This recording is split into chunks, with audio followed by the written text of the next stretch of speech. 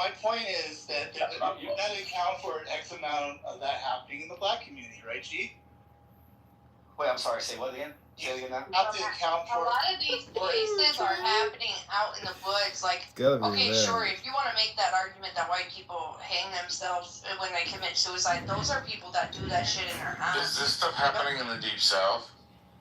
It's happening. No, not some of exclusively. these cases have happened. Not exclusively. No. Right. Yeah, they're I'm not saying it can't happen. I'm saying he's making it sound like it doesn't happen. And my point is that there's an X amount of number that has to be accounted for. Just in any community, it could be like the Indian community. It doesn't matter. And then obviously the next step is going, well, is it really an actual lynching? That's the next step. So that's where you're going. Let's look up how many black. That's where you're going. It's like, were there any near a town called Quinlan in Texas? You know what I mean? And by the way, let me know what those cases are, the ones in the woods. So that'd be kind of interesting. I never heard of that one.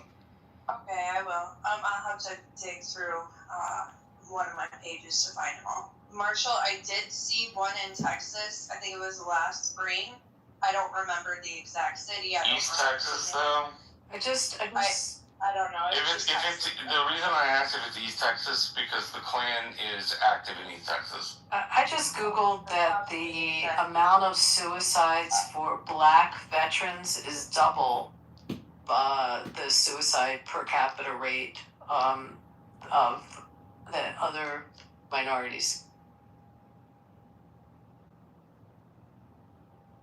I mean, that's what I was saying. A lot of it's veterans committing suicide. What about Tania Miller? It was really weird. There was some kind of sign out there too by the person that was hung. I don't remember what it was, but it was like it was like something fucking dark. Some weird dark messaging next to this, and that was hung. That stuck with me. I don't like that shit. Yeah, I'm not saying it doesn't happen. I'm just saying, I don't think every case of a black person, in my opinion, doing a suicide by hanging is a lynching. And that's the kind of the narrative that's being pushed around. Which, by the way, does a disservice to the people that actually probably had a real problem, with foul play, Oh, okay. Yeah, I mean, look, I just want the truth to come out. I can give a fuck about the proportionality of it. I do think it's notable that, local authorities come in and rule it initially a suicide, and the FBI comes right behind them like, all right, we're going to take this one over and check this one on out. Turns out it's not. Or in most cases, or one of the cases I just read, they got an independent coroner to come in and look at the whole situation. There's another lady, this actually happened last month. Her name was Tania Miller. She was found hanging from a tree in Florida after traveling to Miami for Juneteenth. Her death was initially investigated, and authorities ruled suicide. The circumstances and officials have been faced by continuing questions and scrutiny, blah, blah, blah, blah. So I guess she did drive all the way down there for Juneteenth and decided on Juneteenth, I'm going to hang myself on a tree. There was that, and can someone check this for me, because I'm having a hard time believing that there's no actual articles, and I'm starting to believe that maybe this is just like a made up story. Juliana Nzita. They say that she was 16. She was found dead hanging from a tree in Charlotte. Okay, someone find why are there no news articles about this? I can't find news. I'm finding a bunch of Reddit posts, Facebook posts. I'm not finding any news articles. Everything is just a report of a report. It's also interesting when you say law enforcement, because law enforcement in the South, a lot of law enforcement are minorities. It's not like you have a law enforcement that are, all white law enforcement. It's just not the case. Wait, what you mean? What do I mean? I don't know. Let's pick a city in the South. And is Joe in here? Is Joe here? Yeah, Joe, tell me about law enforcement in New Orleans. In New Orleans? So we're going to go with the major hubs? No, I'm sorry. I haven't have someone from Louisiana in here. Let's go to the city. Can we talk about this stuff? Yeah, go ahead, Joe. Do you mind let Joe speak for a second? Are we talking about the city of New Orleans? Yeah, or just law enforcement in the southern part of Louisiana. The city of Jackson, the city of Birmingham. Thanks. These areas have a predominant black presence in the police force. It's not like these are just like white areas, and it's the white authority versus the black.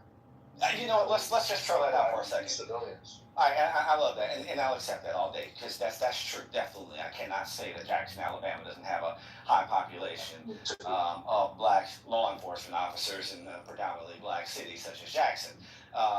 But that aside, are we saying that the presence of black officers in any way impedes or prevents any sort of racial injustice? No, we're saying in that same police department? The absolute opposite was my hypothesis, because you made the inference that the police and then the FBI rule it as suicide, and you made the inference that it's a racial issue, and I'm making the point that a good number of the police officers that are investigating it are not white. That was the point. It was no, it's refuting your hypothesis.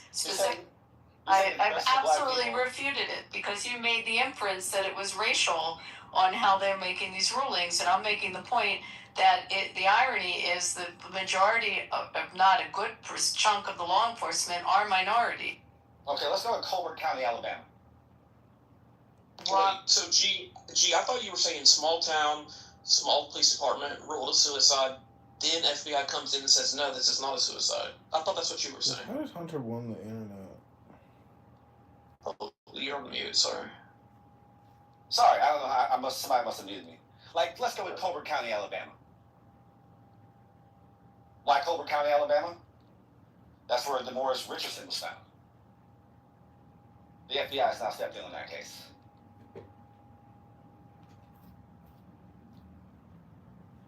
But again, I guess the thesis is that the presence of black people on a case impedes the ability for racial injustice to occur. Out of curiosity, G, do you think a white man going to Pritchard, Alabama, would be out of place and may suffer from some discrimination for being white in Alabama? No.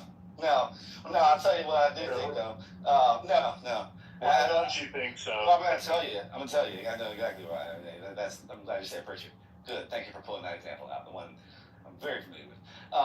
No, absolutely not. No, what would happen if you get a white guy who's coming through with a beater, right? And he kind of looks pretty methed out, and his tags are out of place and shit. That's probably going to get you a pullover, but your tags are out of place any damn way. But no, I'm not seeing, honestly, I'm not seeing any such action.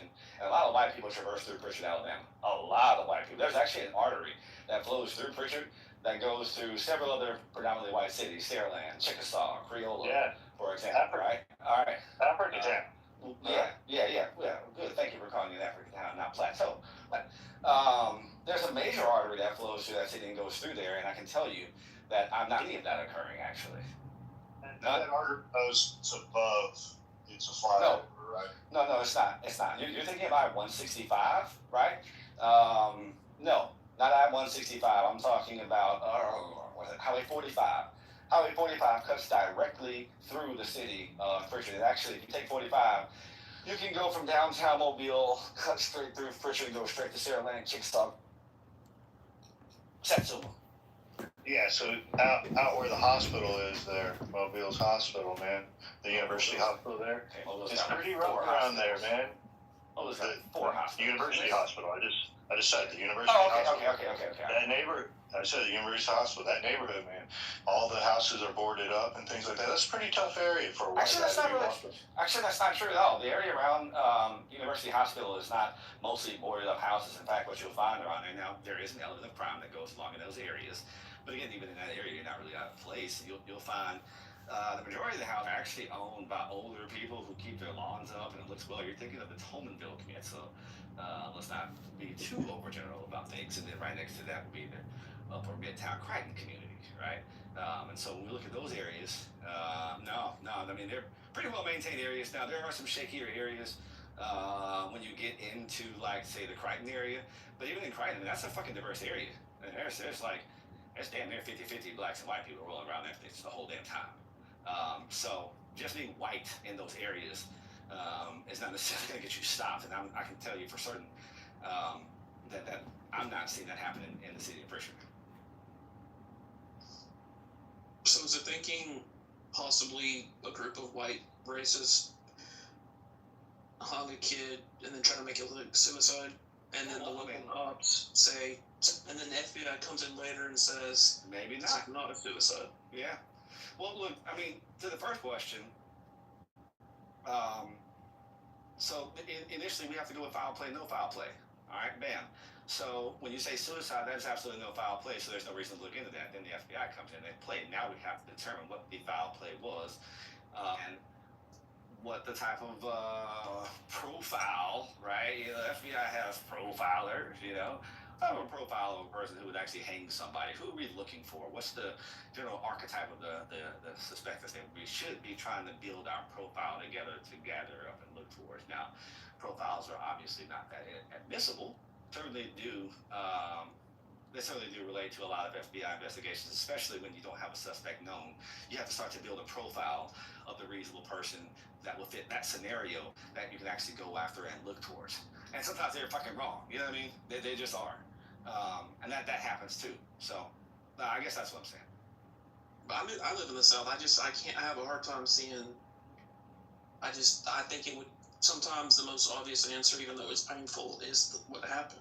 And I'm not saying it's not possible that they were lynched, but I have a hard time seeing that in 2026 or 2025 or 2024 that people are still lynching people. I don't think so. Right. And certainly we don't have any. There wouldn't be any teenagers or non-teenagers who would have any malicious intent at all with the available means and look around them thinking that, damn, I could probably get away with this shit, right? But not for for no reason. They accidentally kill a friend and they try to cover it up. You screw them up, right? I know. I think the most likely explanation is they hung themselves. Right. And that's what the permit tends to go with. I'm sorry. What do you call lynching? Is lynching just hanging to you, or is lynching a mob killing someone? I don't know. I mean, what would you consider? Well, we just said, because we were calling it in our media. Give a shit about God, or they're Christian. To be since they've been living. Well, then they don't Muslim. They don't Muslim. That's what we're trying to do. That's the thing I think they don't understand. Because I would We're not going to get the American populace to go and you want to fight guys for it. you're correct. I think it's one of the things that you don't understand. I think it's one of the things you don't understand. Wants this to happen. They need to fucking do a fucking. This isn't another Israel. Okay. All snide shit.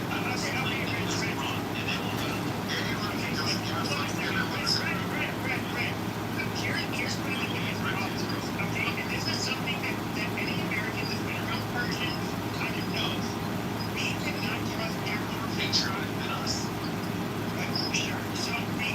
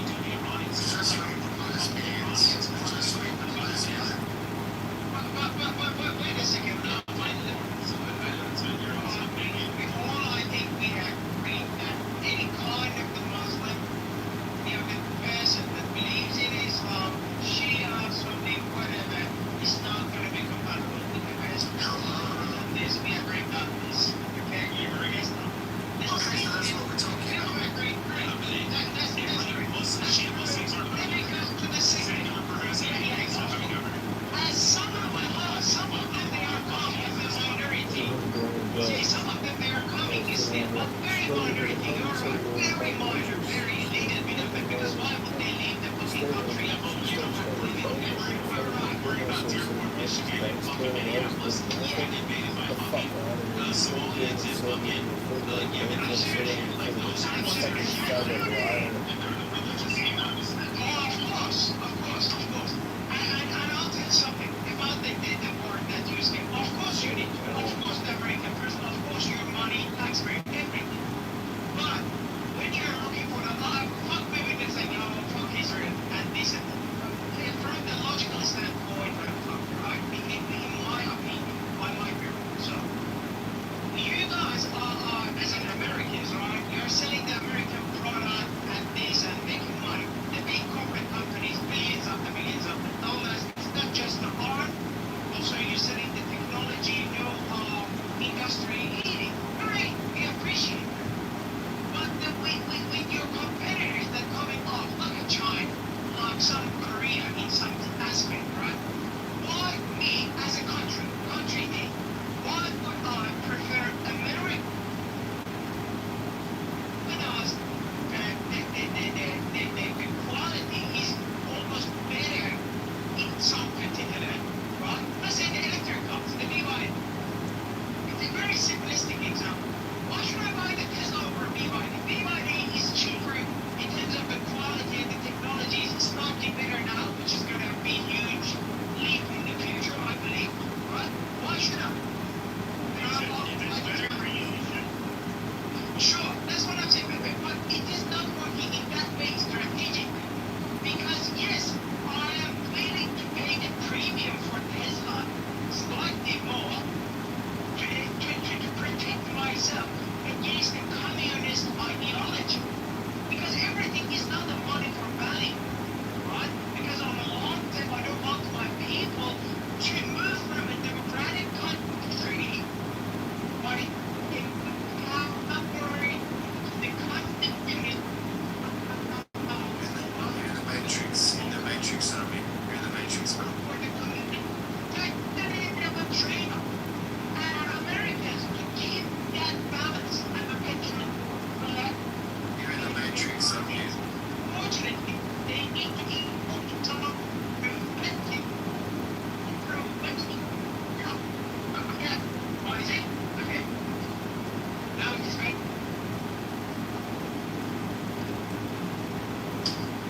So I was saying, I'm turning you in. It's still a bit touchy.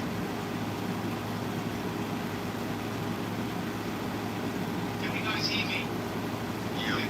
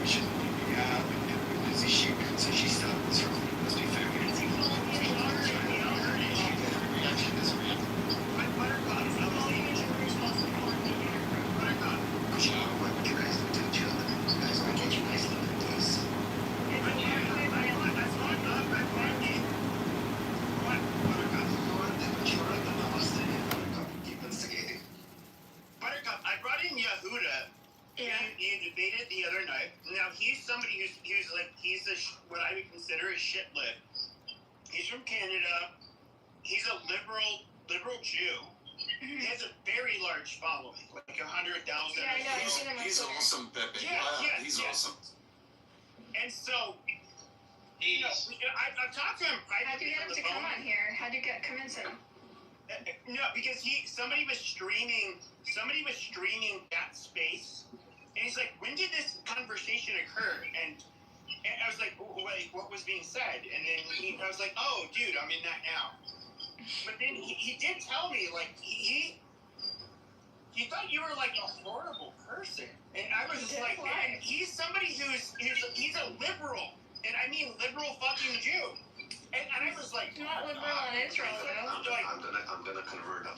I'm gonna make him a Republican.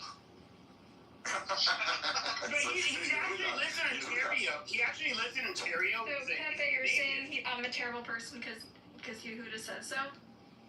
No, it's a whole bunch of people, but I was surprised that he came up with that conclusion, because he's a very open-minded guy. Because Zionists are intolerant. I don't know. I think he's like somebody who's more like in line with, not quite Ezra Klein, but he's liberal. No, he's not. Come on. He's I said not quite Ezra Klein. All kinds of weird shit. He's very educated. On Israel, he's very reactionary. Yeah, I don't know. I did think it was, you know, He's a pro-Israel guy. He's a propagandist. He's a pro-Israel guy, Pepe. He's a pro-Israel guy. He's pro-Israel, but he's like anti-Netanyahu. He's It's most Israelis. Most Zionists in America are they say, oh, just Netanyahu. They don't understand the bigger picture. Look, man, He's a classic liberal Zionist, American liberal Zionist. I mean, do you have any mosquito spray? Do you have any mosquito spray? Buttercup is a full-blood. Please spray the room. We need to spray the room. She's a divorcee. You guys don't need to fucking. She's gonna help the Palestinians win a war, but she couldn't keep her husband. Yeah. Thank you, Ron. Shooting below the belt. No, it's not below the belt. He's being nice, You're Pepe. still on the old He's being nice. That's the wrong gal. Below the belt, obviously. Han's being very respectful here, Pepe. Yes, very respectful. Hot? John Kitover? Come on, Ralphie. No, that's Come on, Ralphie. Ralphie. I'll tell you what, Ralphie. Wait, who is it? I'm fucking scared. He's rich. Oh, Rich. Hey, Rich. No, you're thinking of old Rachel. What's that? We're talking about how we want to exterminate. We're talking about how we want to Rachel. exterminate all the Muslims. No, we weren't. Yeah, That's just... So I'm a journalist here. That guy Rich likes to make horrific statements. We are documenting the behavior and the psychology and pathology of what I call retards, but what you just call, highly annoying people, extremely annoying people, some of the worst people I've ever heard in my life. Been on the right. Hold on. I'm somebody who's been on the right my whole life. The one group of people I despised the most and hated the most on the right were especially the fundamentalist Christians. And by and large, we can just go ahead and group in the Christian right-wingers. And so for any of you that think that, like, oh, you must be like a follower because I have these beliefs that are people will consider like extreme, I'm not a follower of Nick Fuentes whatsoever. His whole fucking He loves Nick Fuentes all night long. Yeah, okay, hold on. His whole game. He sucked his dick like this. Amazing. So his whole gay third world. We need to be católico romano, see, yeah, way. No, we're not doing that either, you fucking faggot. So, but he is a faggot. I mean, he's never been with a woman. We all know that, but he's been with a lot of questionable gay males his whole life. But he's a gold star. Amazing. What's a gold star? With that being said,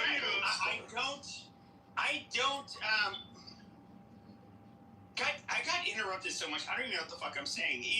This is. I blame it on you. No, you were talking about God. She's gone. You were talking about God first, right? You were saying the evangelicals put God first as well. Oh yeah. Evangelicals put God first before everything, before national security, before any goddamn thing you can think of possible. They put God first. And if you're a devoutly, let's say, like Christian person, a true believer, you're going to do that. And I think that, like, even with Judaism, I'm going to guess that probably is going to occur with them too. If you're somebody who puts religion before everything, it's problematic. You only have allegiance to God and your religion before any nationality. I agree. 100%. I don't disagree with you, Pepe, regarding the evangelicals. But still, would you say America is a Christian country? I would say that, there's no question that when it comes to our morality and the founding populations, we are overwhelmingly Christian. Exactly. Even if you look at the latest waves of immigration in the United States, they're mostly Christian people. Like, we are, by and large, a Christian country. That's why we don't. Okay, so you got one problem. So Pepe, you got one problem going on, like the one that you're referring to. Why would you want to add another problem? You know, that doesn't make any sense. Like you What clearly see. do I want to add? Well, no, I'm talking about the Muslim issue in the West. If you, I mean, listen, I'm from Australia. Okay, I think so. You can ask Amir what I think about this. He'll tell you this is what Pepe says. I believe all Muslims need to be removed by the West, forcefully. And that's all. Listen, that's all that Makmal and I were talking about before. Huh? That's all we were saying. Yeah. We weren't talking about the IRGC, we weren't talking about Zionists or Jews or Israel or Bibi or any of that stuff. That's the only subjects we were talking about before, just to bring you back to them. Okay, but so the thing is, though, I'm critical of Israel. But somehow, what I see are the people that will rape our women, try to subjugate and overpopulate the West any way they see possible. And I personally, I think, and even their prophet, it just makes my fucking stomach. Yeah. That's all we've been saying, Pepe. So we're on the same page. So I understand we are on the same page. Sorry, Pepe, Pepe, you said something about religion and nationality, which I really liked. You said nobody should put their religion first, then nationality. But did you know that for some Arab countries, they don't have a nationality? Their religion, which is Islam, is their nationality. Such as the guy who came to the room from Morocco, and for him, like, Morocco was nothing. But as soon as you said something bad about Islam, his blood would boil. So for these people, it's very... I'm glad that Poria could be here, Pepe, to teach us about it. Let him finish. Guys, stop interrupting. Yeah, so for these people, it is very difficult, okay, that they put away their religion, because their religion is part of their nationality, part of their identity. So no matter where they go, west or east, they behave the same. I agree 100%. I agree 100%. I think the biggest problem, and this is what a lot of Westerners don't realize, this is shit I was talking about years ago. It's weird I'm like talking about it again. I look at as Muslims, they will, what you end up importing is not just Muslim individuals and people of a different faith, but people that believe in a different political system, people that believe in a radically different justice system, people that basically believe in also to strong arm, coerce, extort, or enforce their will, which, to become a Muslim means you submit.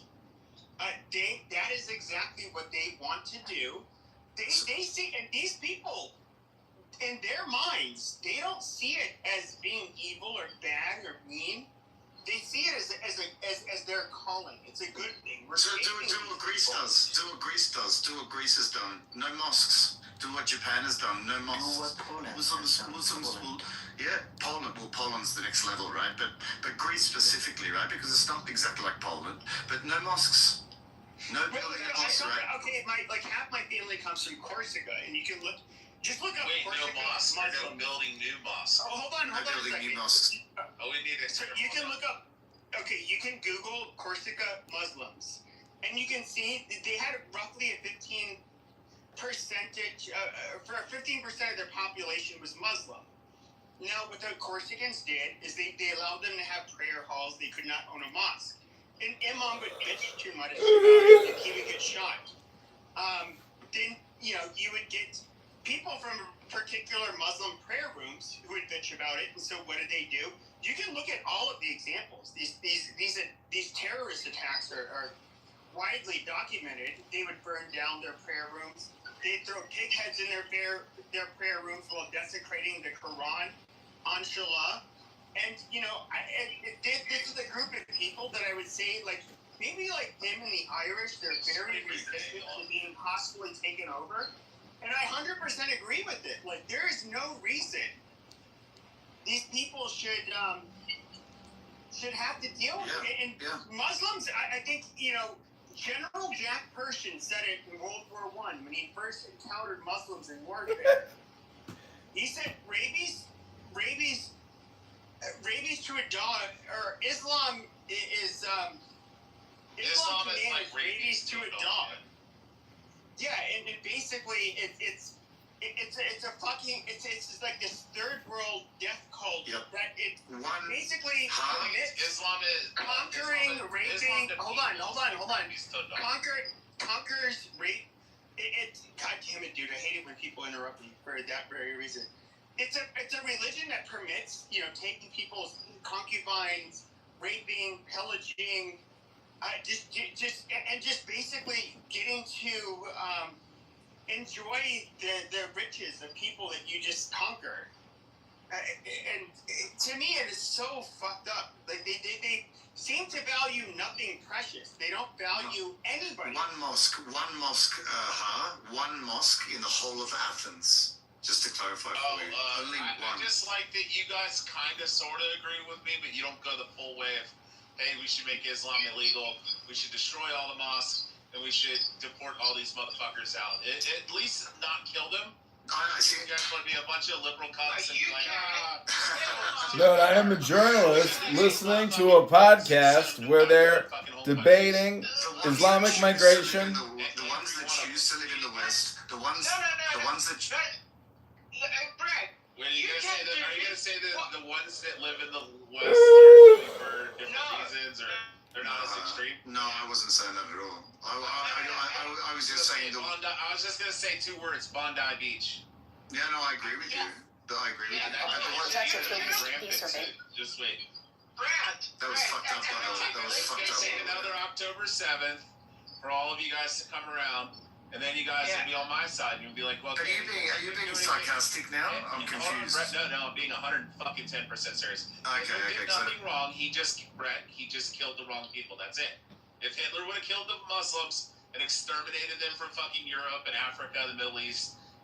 Again, this is a podcast that I'm listening to. This is not hate speech. I'm a journalist documenting and listening to what I would consider mentally retarded, low IQ pieces of trash who don't know how to use communication appropriately. It's a very aggressive debate. I just wish I had a time machine that I could I think like the level of nuance. Show them fucking Dearborn, Michigan, and be like, look, this used to be a beautiful. Okay, but that was not. Okay, that's through the elected fucking Germany in 20. Okay, hold on.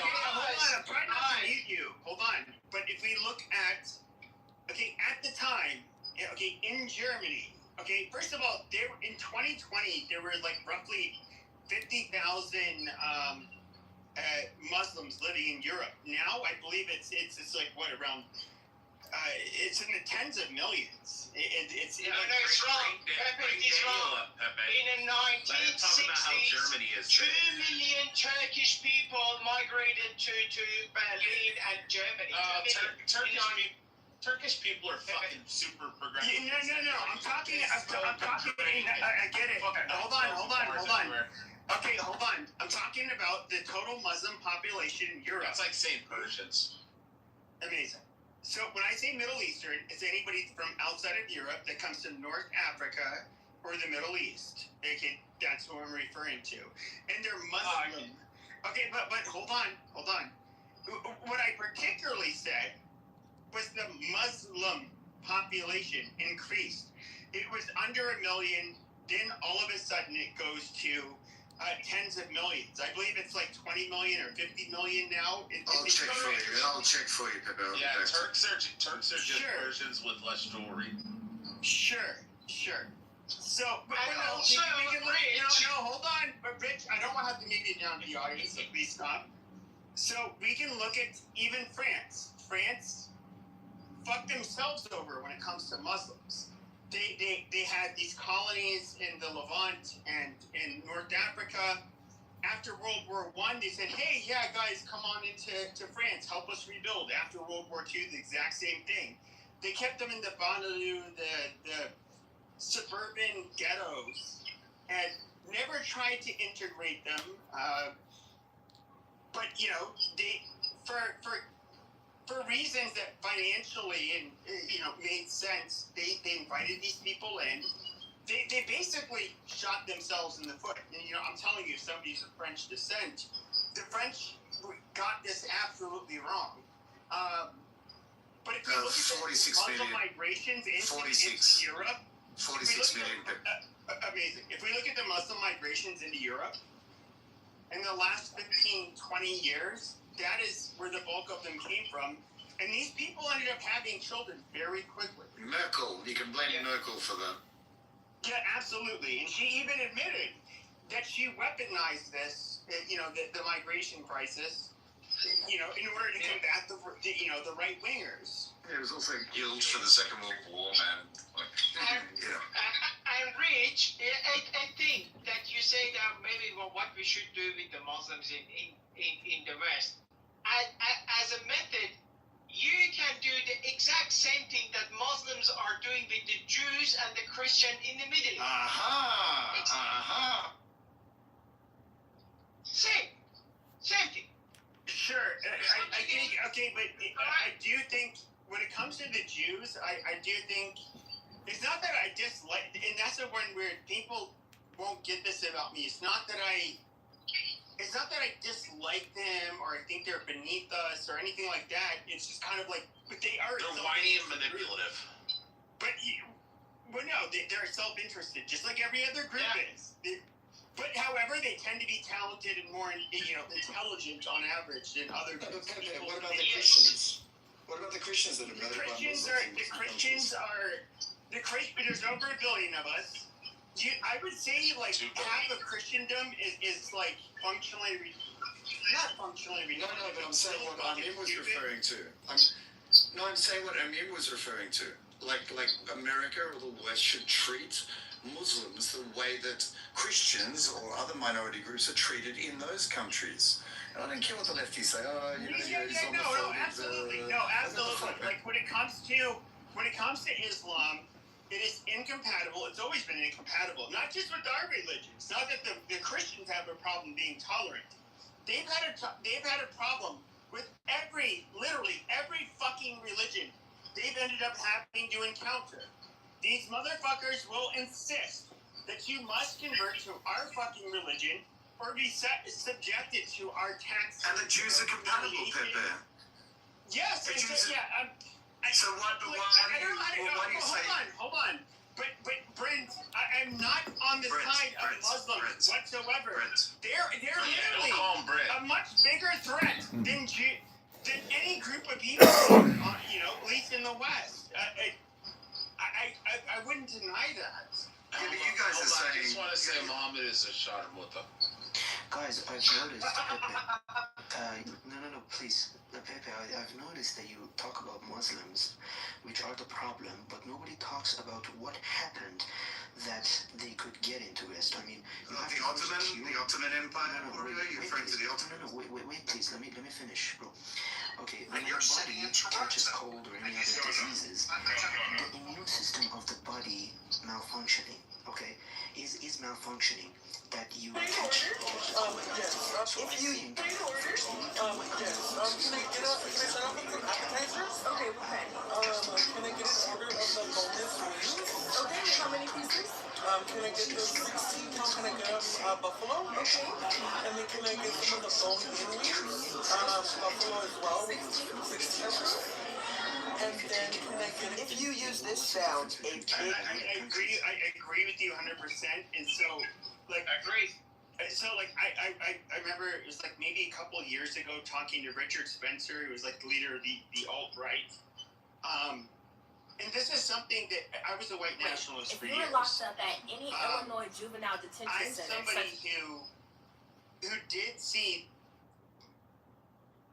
probably the more pernicious malady in all of this when it comes to the culture war, and what we see as like forging our future is being the problem with white people, our own people.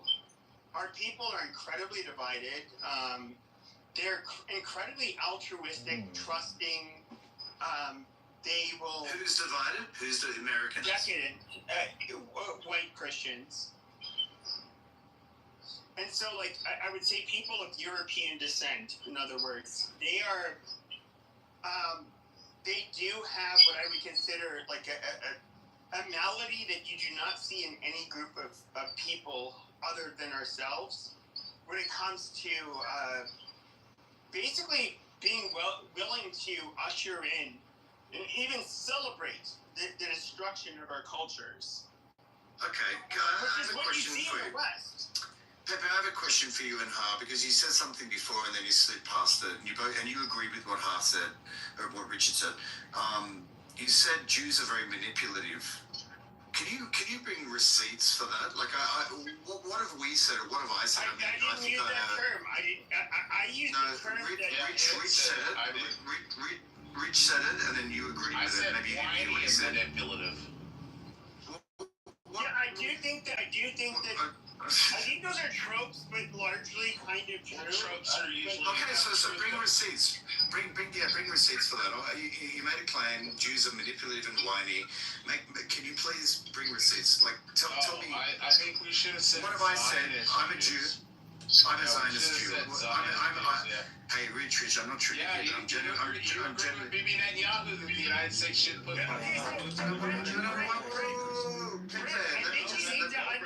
think you need to understand, like, if we look just from the lens of the United States, okay, it's an absolute fact, okay? Okay, so hold on, you didn't hear what I was going to say. You didn't hear what I was going to say. Now, if we look at Jews that live on the, most of them live on the eastern or western seaboards.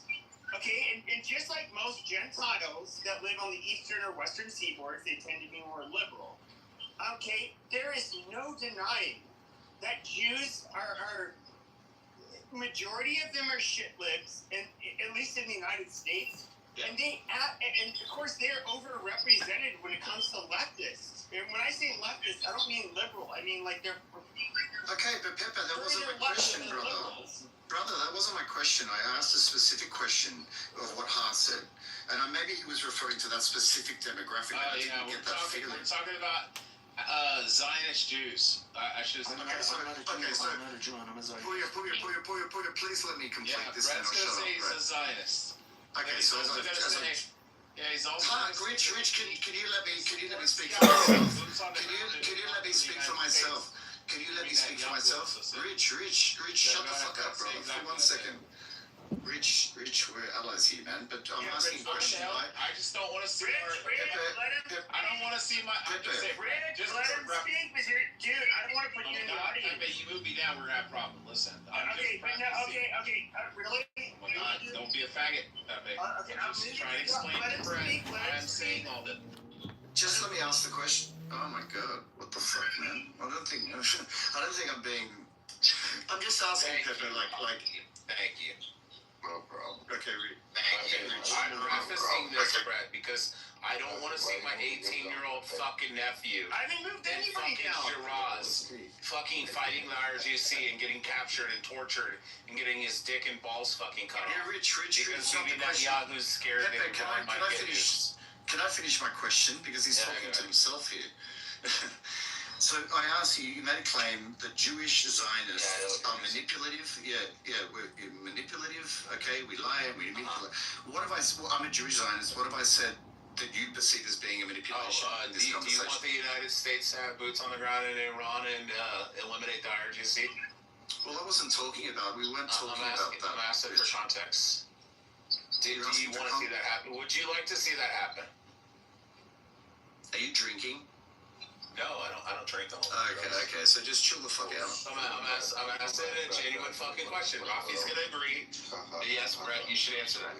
Wait, so Brett, Rich is autistic, not a joke. Super autistic. Okay. Autistic. Yeah, he already knows that. He's just trying to use that. I didn't know that. Rich, I don't know. Okay, cool. So Brett, do you want to see the United States and Allied forces invade Iran and take over RDC? I don't perceive it. I don't use the same words you do. Would you like to see us have boots on the ground in Iran? I would like to see the Allies, America, Israel, and the Allies see what's actually happening in the world today and the real risk and the real threat that's happening that you seem to be glassing over. But hold on. Let me ask you All you have to say is yes or no. Okay, but he's not doing it. He's not going to. No. Okay, so I want to ask you a question. Do you think France has more of a right to exist than Israel, or Israel has more of a right to exist than France, or do you think they both have the same right to exist? The same thing. Same thing. We agree there.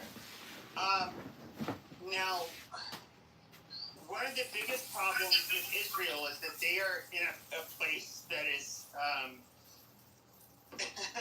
very hostile to not just Jews, but Christians, but particularly Jews. Sorry, Mahmalekos. But so one of the problems people like me have is just like we would not tolerate basically the demand that we support a foreign country. I don't see this as Israel's war, Pepe. I don't see it as Israel's war. No, I don't see it that way, Rich. We all know No, but I'm saying my opinion. You might say it is or it isn't. If Israel wasn't there, we wouldn't give a shit about Iran. I'm not talking about Iran. I'm talking about the issue. If Israel did not exist, we wouldn't give a fuck about Iran. So you're saying they're bombing Iran? No, we would for you. You would. Because for a Muslim, it is not about the Jew or Israel. It is about the who is. I'm a Jew and I'm a Zionist, and I can at least say the truth. Yeah, I know. But it is about whomever. It is not Ummah. No, it's the fact that our IRGC has Listen to Iranians crashing out. They're chipping out. They are close to get their hands on nukes, and if America doesn't do anything about it, in 10 years, there won't be any America. Okay? Bro, it's such fucking horseshit that Iran's on the verge. Yeah, I don't buy that, Richie. Just so you know. Like, they can get 2,500 miles and they can reach London. Yeah, I thought we put them back decades. Last already summer. did. Yeah, we knocked the shit Apparently out. not.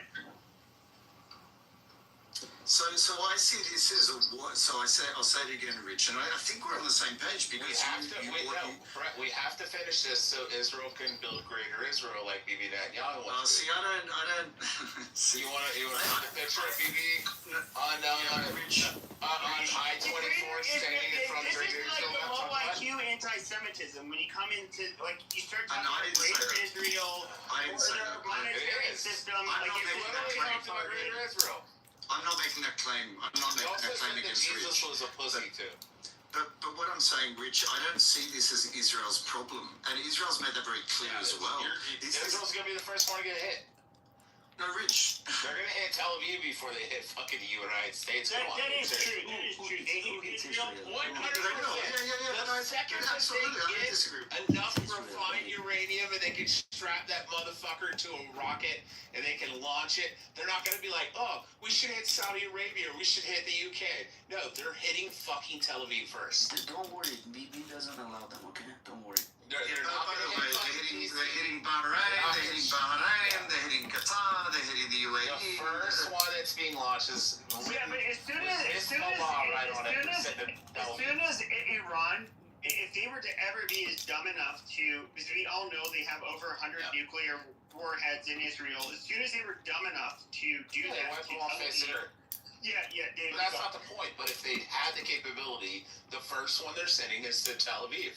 But Rich, you confuse me, brother. You confuse me because you said before, and you said because you said you I'm a Zionist. Rich. I love the Jewish people, but in the same breath, I'm not willing to sacrifice millions of Americans. I get it. But we can keep confident, just like we're doing. We can do it for the next 20 years. I'm fine with that. So you're implying that Israel is No, I'm fine with hardcore. Right? Listen, Poria, I'm more hardcore than you.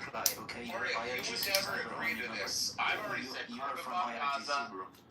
I can't stand Rich. He's got to be the most toxic communicator I've ever heard in my life.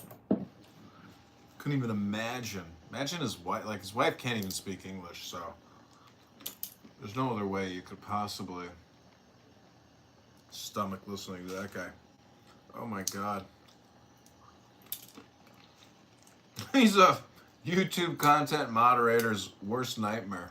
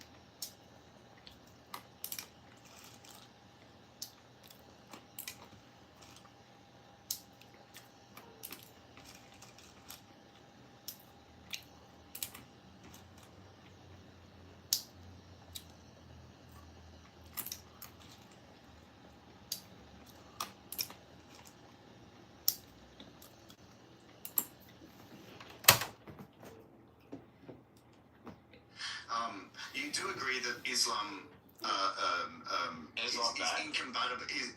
It's incompatible with the way we live. Yeah, I want to so kill every Muslim. do agree with that. Wow. So Israel is fighting that war on their front. Maybe America, because you're in America and not in Europe, right? Yeah, I lived in Europe for years. We can continue. Rabbana Shalom. Damn, Rich is fucking is brutal, bro. There ain't nobody like him on. I hang out with Marshall. He don't smoke enough to be considered a marijuana user. Yeah, he just does. Okay. But I'll take your word for it, Trent. Yeah, it is. Take my word on it. I got good news. I'm just gonna come in with. Thanks for having me, Matt. It just broke a couple hours ago, but my boy was just telling me because I'm in Central Texas right now. Toyota has announced it is now moving its Tacoma plant from Mexico. I believe this is the Tijuana plant. There's a plant in Tijuana that makes the Tacoma truck. It is moving that production to San Antonio, Texas. It's a 2.7 million square foot plant, approximately 3.6 billion in investment, part of the $10 billion investment plan that was put in. And you know, for you people that support Trump, you know, I don't support on Trump on everything, but this is a direct result of the tariff and the America First push. So just want to share that with y'all. Y'all put that one in your hat. You're welcome. And it'll create it should create roughly between 1,500 and 2,500 jobs, somewhere in there. Did you put that in the chat? We did that, guys. Congratulations, guys. No, I don't put shit in the chat. Oh, good. You can Google it. Where'd Google tell you you're full of shit? You know, that's a good question, Beaver. He's probably I'm not gonna say anything negative about the men. But yeah, this is the problem with the negativity. You know, and there are people who will say this is wrong, or you know, this isn't great, or it's not till 2030, or something. You know, some bullshit. This is a win, no matter how you look at it, and this is how you have to attack policies. It hasn't been perfect, but this is part of the way you attack policies to create American jobs, because they're going to desperately be needed over the next 5 to 10 years. So anyway, y'all be good. Take care. Before you go, just 1 second, Patriot. If you went into some rooms on this app, you would think that Texas voters about ready to get hired by that plant would actually care more about the status of the reflecting pool than Washington, D.C. That is what's really going to affect the midterms more than that. I've actually heard exactly that. I'm not even kidding you. That wasn't even a parody.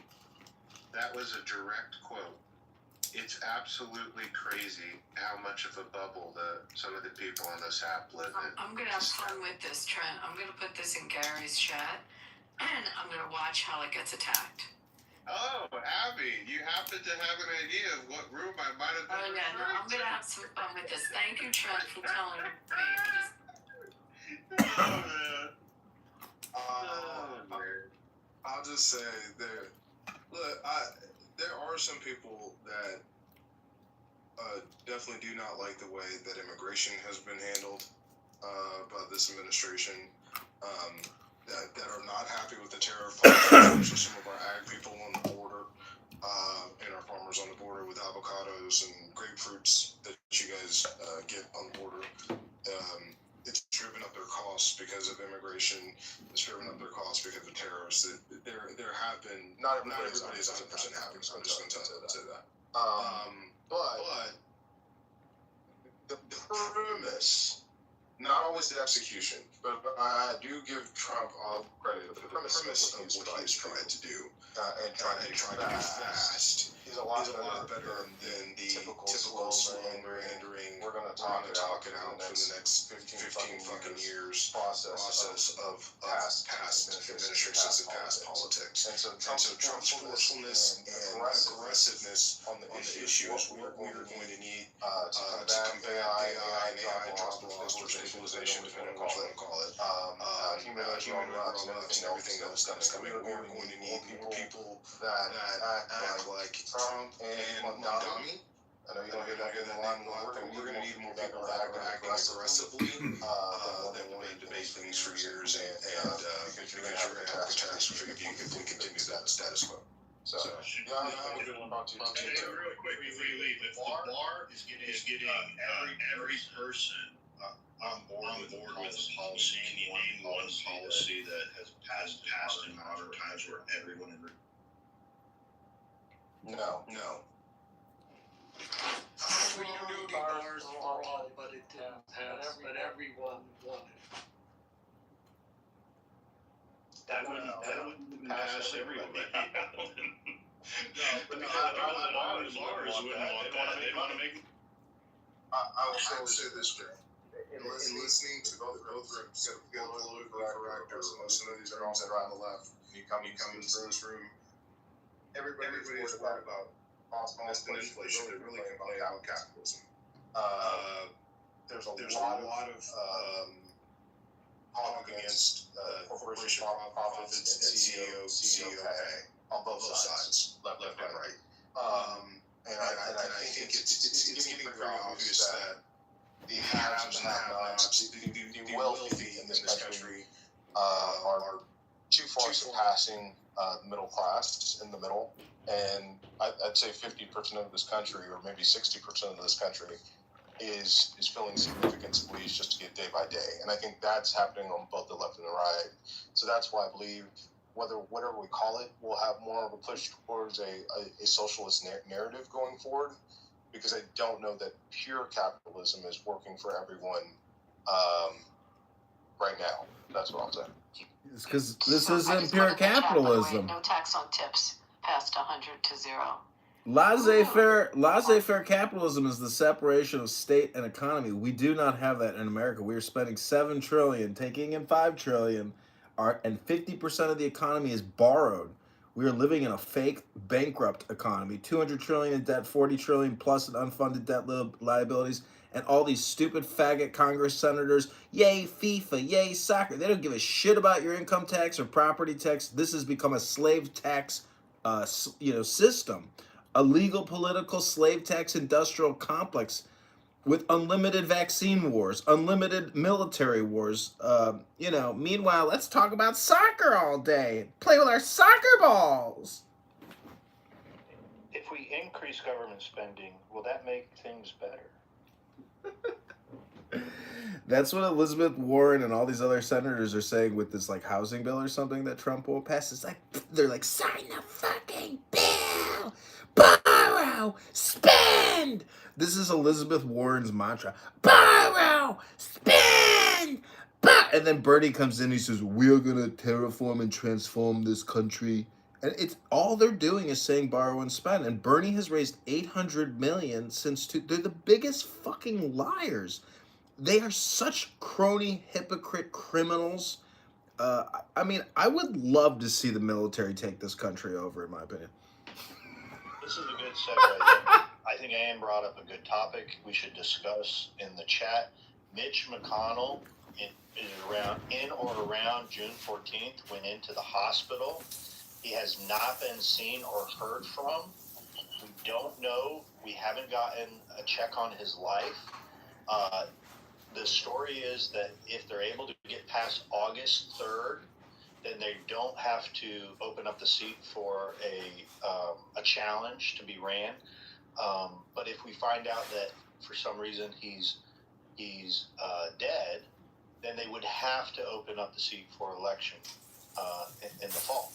So is Elaine Chao and other GOP elites, some of these staffers, propping up a brain-dead Mitch McConnell like it's Weekend at Bernie's just to get past this deadline so they can continue to hold on to their power? What is the story behind Mitch McConnell? Well, you stole the Weekend at Bernie's show from me. The question is, and everybody's going to hate my response. If you don't, you should. The question is, how secure is his Republican seat? How secure is that district? If they do call a special election, would another Republican be? Is it an easy win for Republicans? But I'm confused because isn't Andy Barr won the primary? Wait, and to succeed him? Like, didn't that already happen? So I'm confused with the logistics on this. So the general elections in November. So you're saying they'd have it? How would they have a special? They're going to call a special election because when they have an election in November. No, because there's a time limit.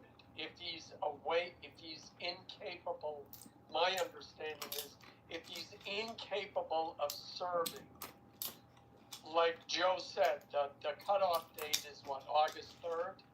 So if he's alive until August 3rd, then they wait for the November election. And I guess it's a vacant seat or somebody fills in. I don't know what happens. Joe, you probably know better. But if he kicks it before August 3rd, then by law, by Tennessee law, they have to call the special election and fill that seat. So that's my understanding of it. Who won the Democrat primary there? Well, I'm going to look this up.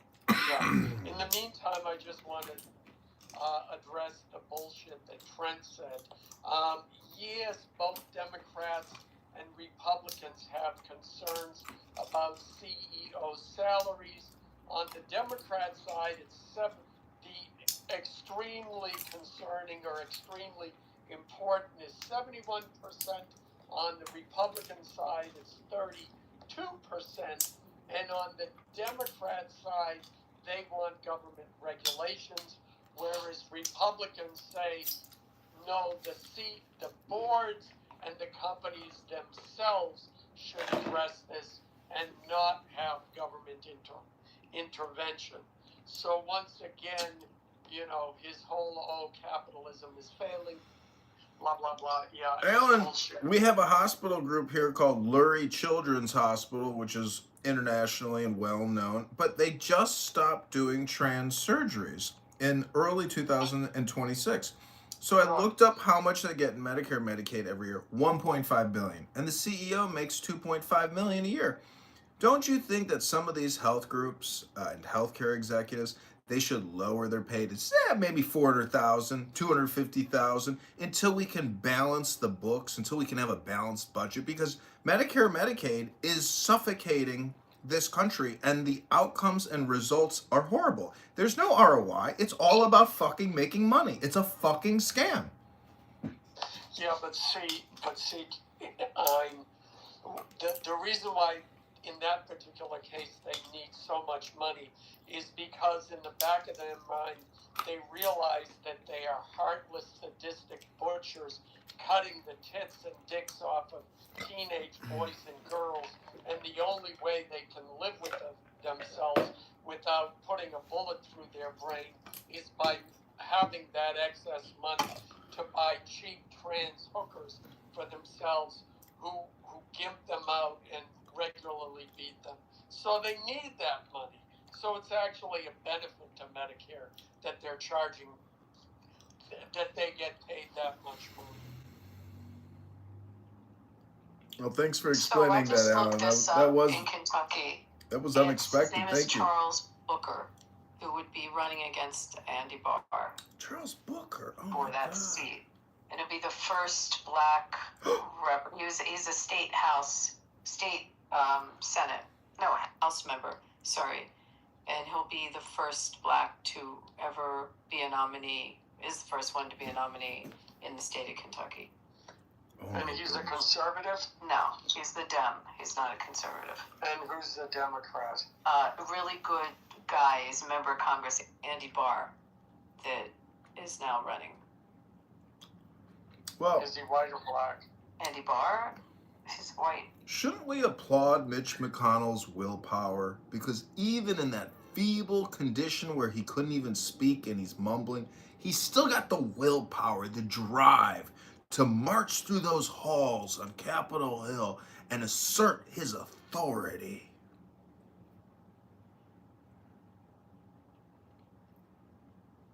Yeah, people give him a hard time for being a rhino. But the Supreme Court, as we see it now, is a result of him.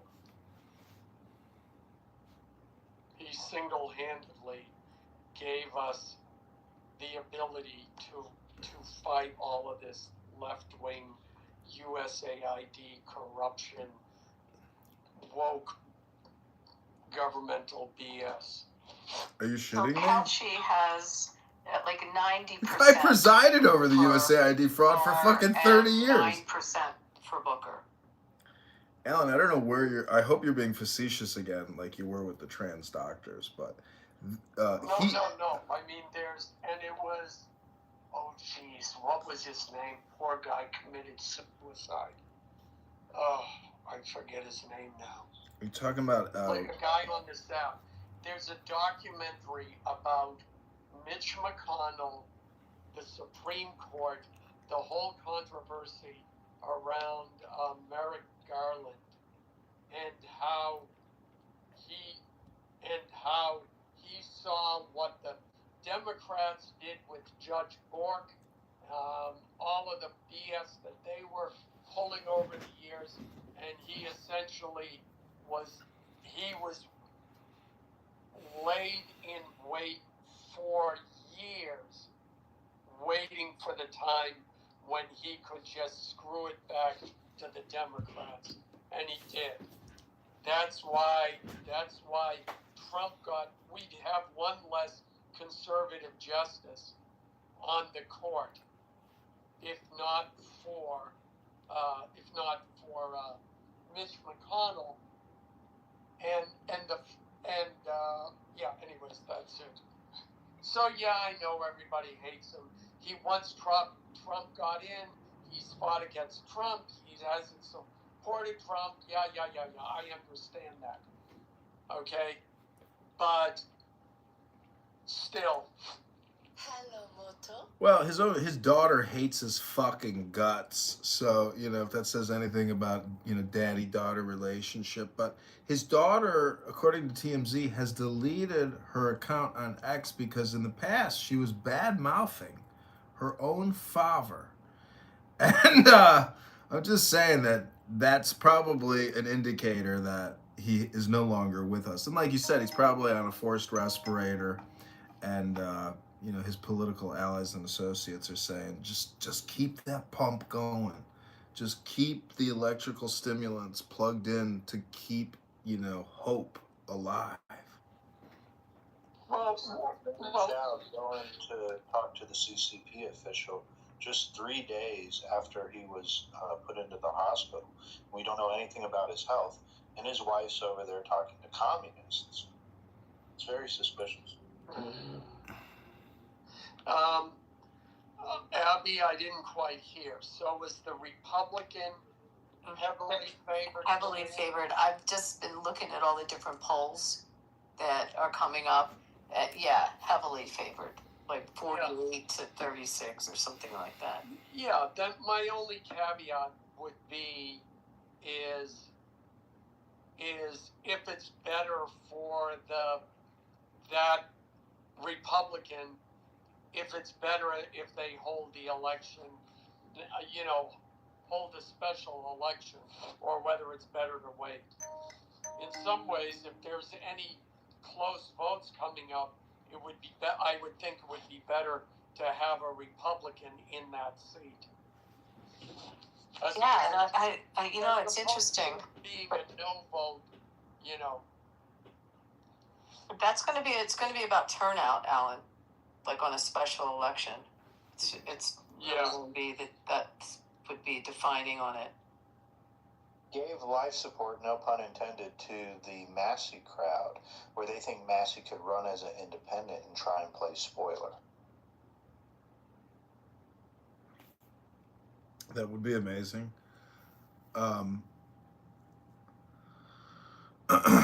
I don't know if any of you know this, but I'm running for the Chicago mayoralship in the February 23rd, 2027 election. And I have a Kalshi listing. And if you want to buy and you want to invest, and I win, you will make 1,000 to 1 on your odds. Every dollar you bet on John Kitover on Kalshi could net you $1,000 in profit. Who else here knows of 1,000, you know, ROI? You could vote. I mean, you could bet on the other candidates. The best they got is 150 to 1 on the current mayor. The current mayor has a 3% approval rating in Chicago, and his odds of winning are 150 to 1. But I'm 1,000 to 1. I'm a long shot. Abby, what do they call a long shot at the racetrack? A long shot. You're actually on Kalshi. Your name is on the betting market, Kalshi. What did I stutter? I'm impressed. If you can actually show up, maybe I support you. Did I stutter? You know, John, do you have a podcast?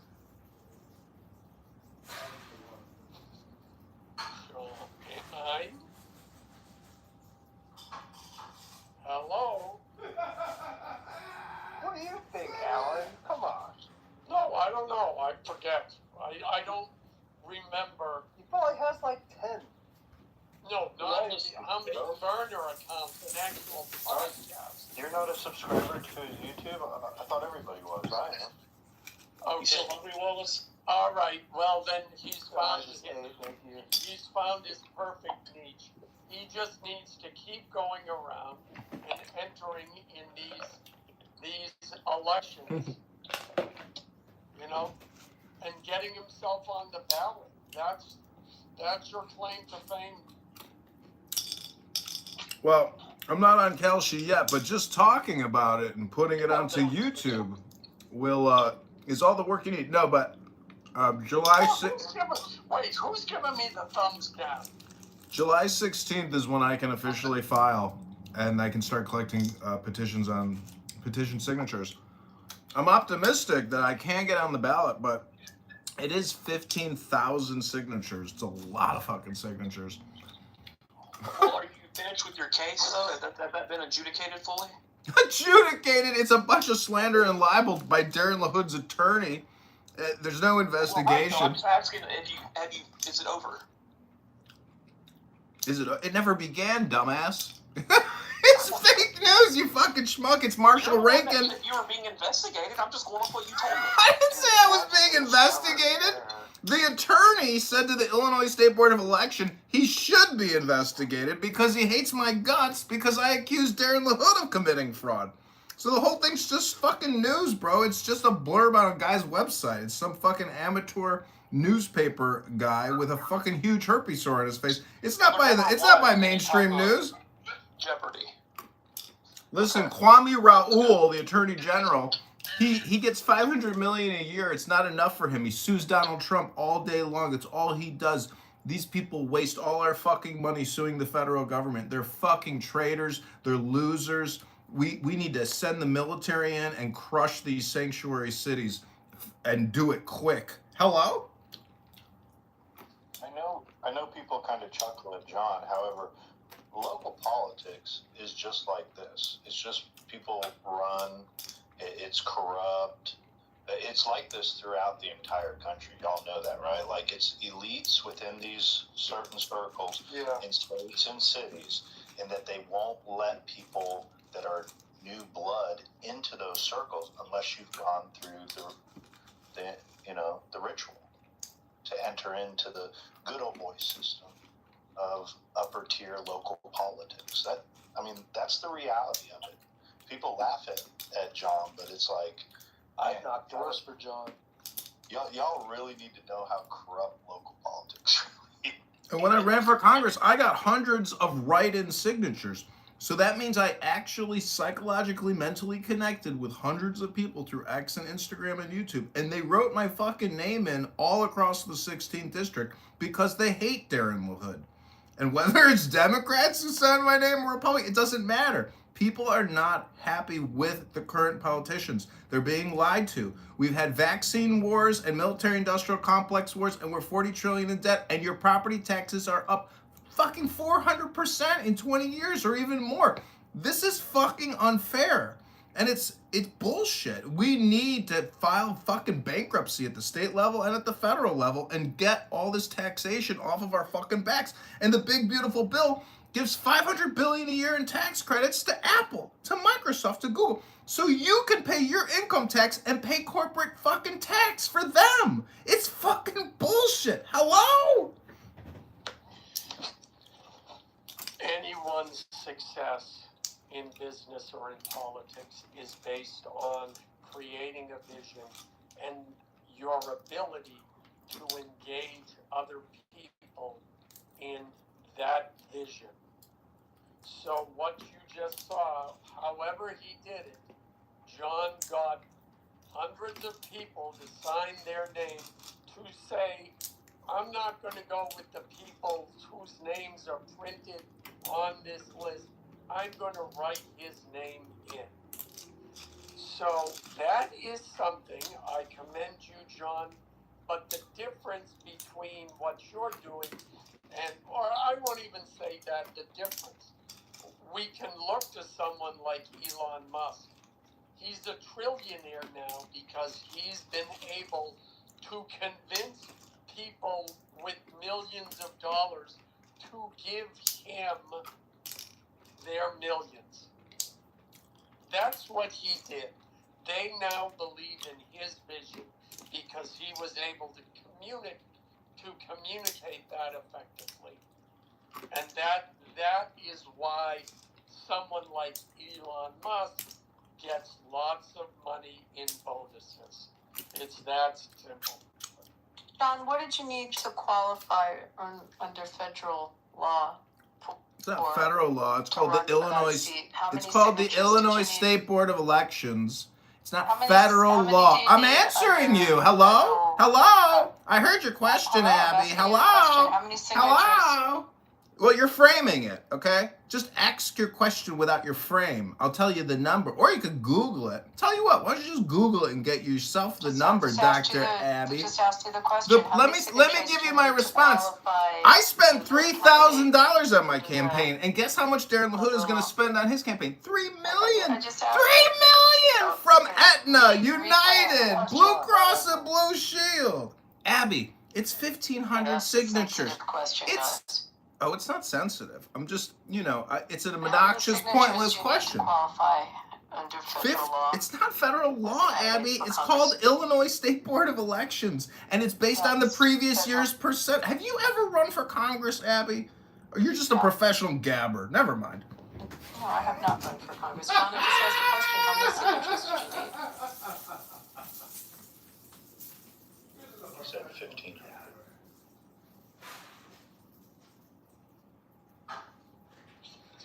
I'm curious, Abby. Why were you asking the question? I'm not asking that.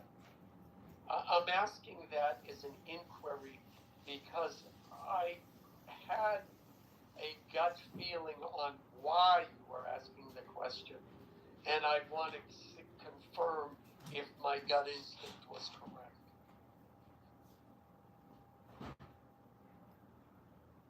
I was just asking the question of how many signatures are needed to qualify as a candidate.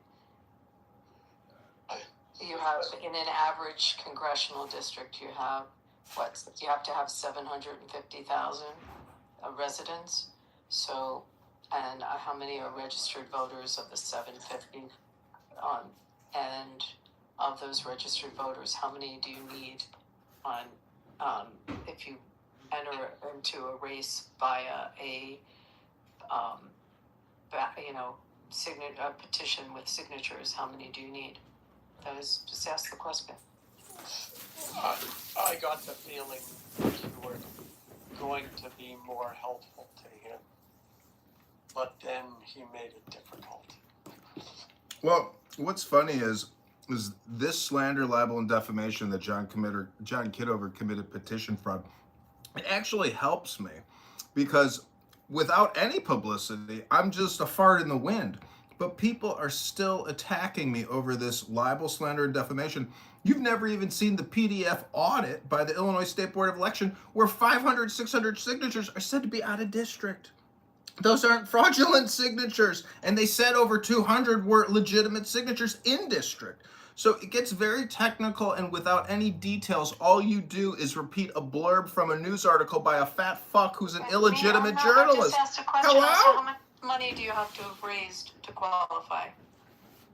What the fuck are you talking about? To hit a threshold. How much money do you have to raise to hit a certain threshold to run as a candidate? Abby, you don't need to raise a certain amount of money to run as a candidate. You could raise $10 fucking and run as a candidate. What kind of question? Are you really an attorney? Do you have a filing fee, John? No, Abby, not in the state of Illinois. There's no filing fee to run for Congress. There's nothing magical about $5,000, John?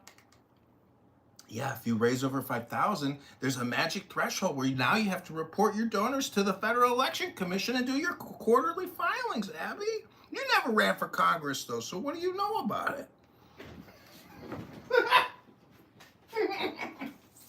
What's the number, Don? $5,000?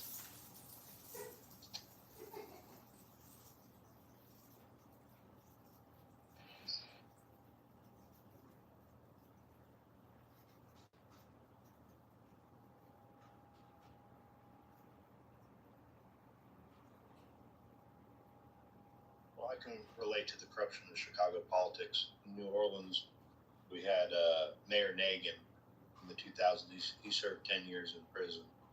And the last mayor, LaToya Cantrell, she's currently indicted for federal charges. So I'm probably biased with local politics due to this.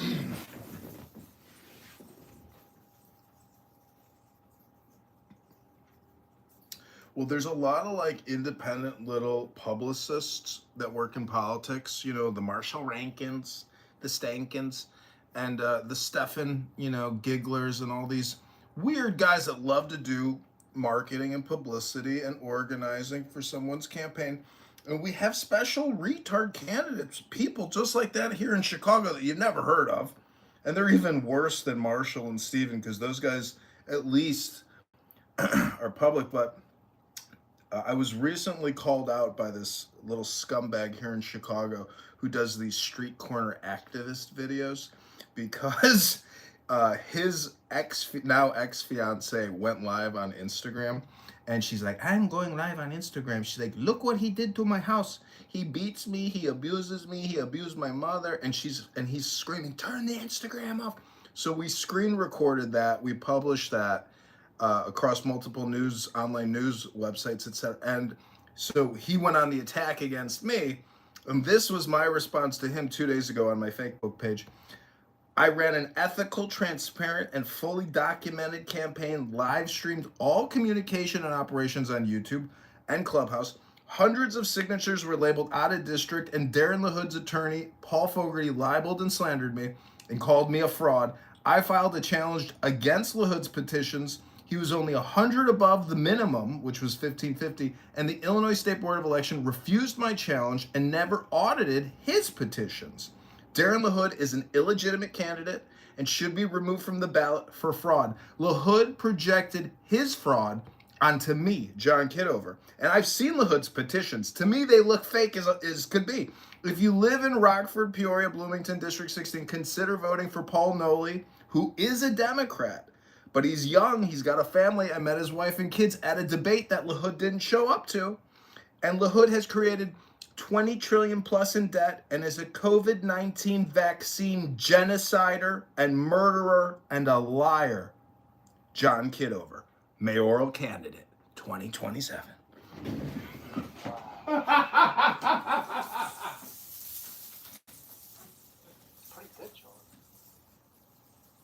So going back to the federal law, which requires the $5,000, which I put in the chat, did you hit that threshold? That was my question, John.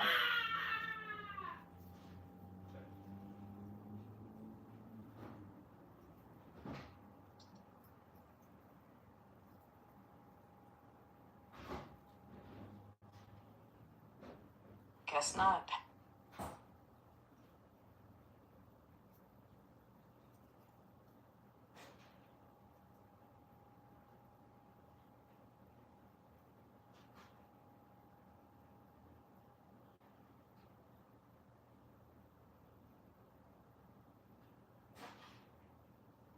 So where do you think Mitch McConnell is?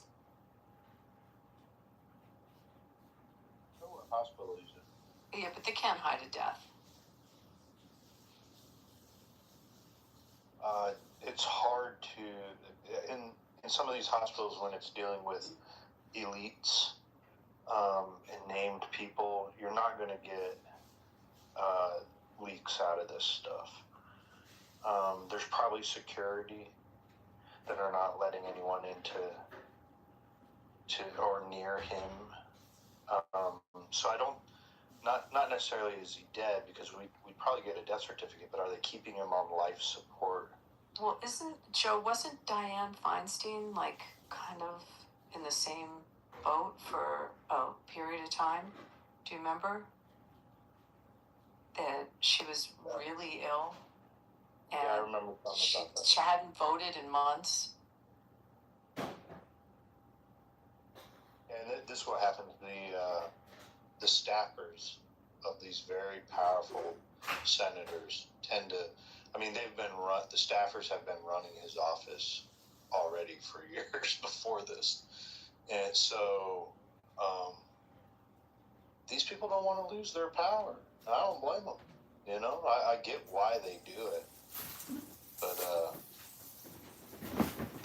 that Senate position is one of the most powerful positions, if not the most powerful position in America, in my opinion, next to the Supreme Court justice.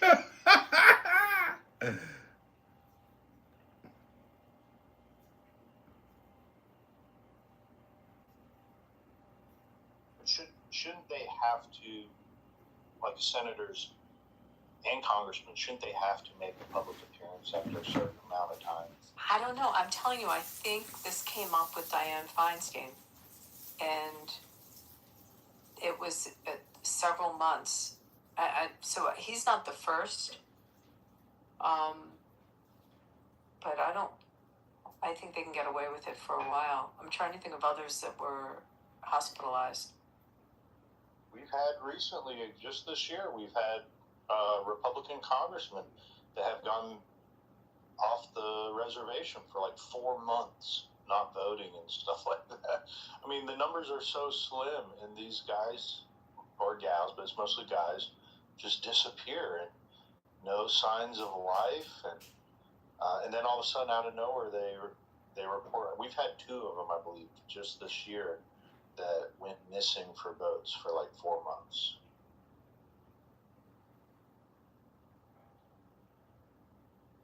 I don't think we have a law. However, it is a law we should put in place. I doubt Congress would ever pass a law to do that, but there should be something after a certain period of time, like 2 weeks or 4 weeks or something at the least, that says they need to make a public appearance.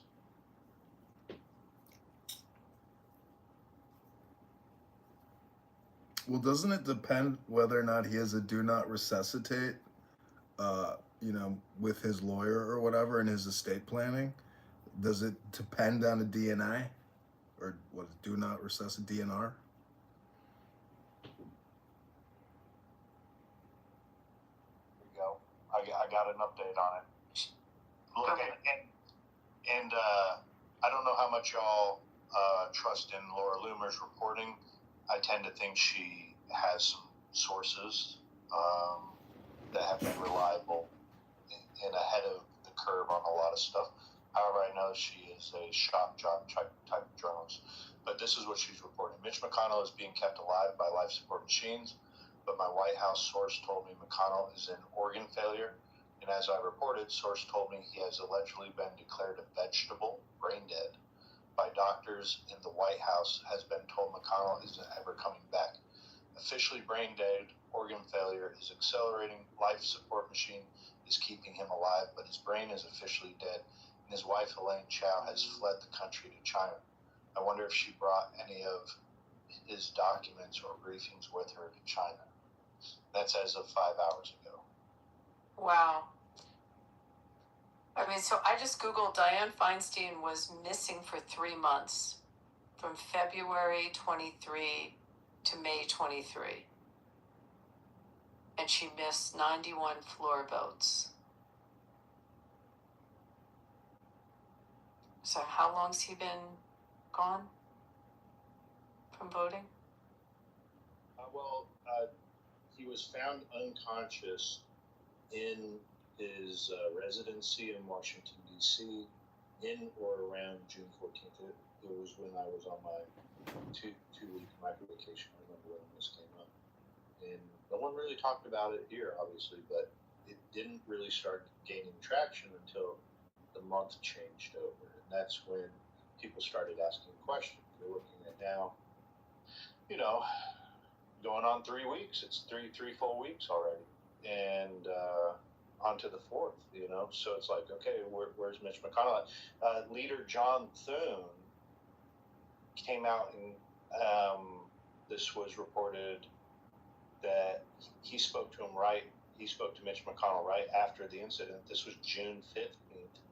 And Thune says McConnell is dialed in after Sunday hospitalization. That was from ABC News. So, yeah, this is the big question, is establishment Republicans hiding McConnell? Because, they're weakening with the losses in the primaries with Bill Cassidy.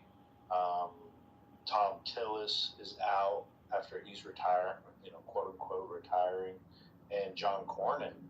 I mean, their wing or caucus, if you want to call it, is that they're getting slimmer and slimmer.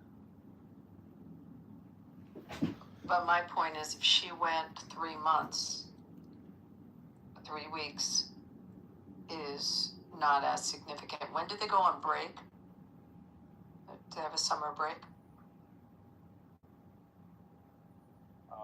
It was, I think, the week before when, right after they had the meeting with Trump, the luncheon with Trump, they went on the summer break.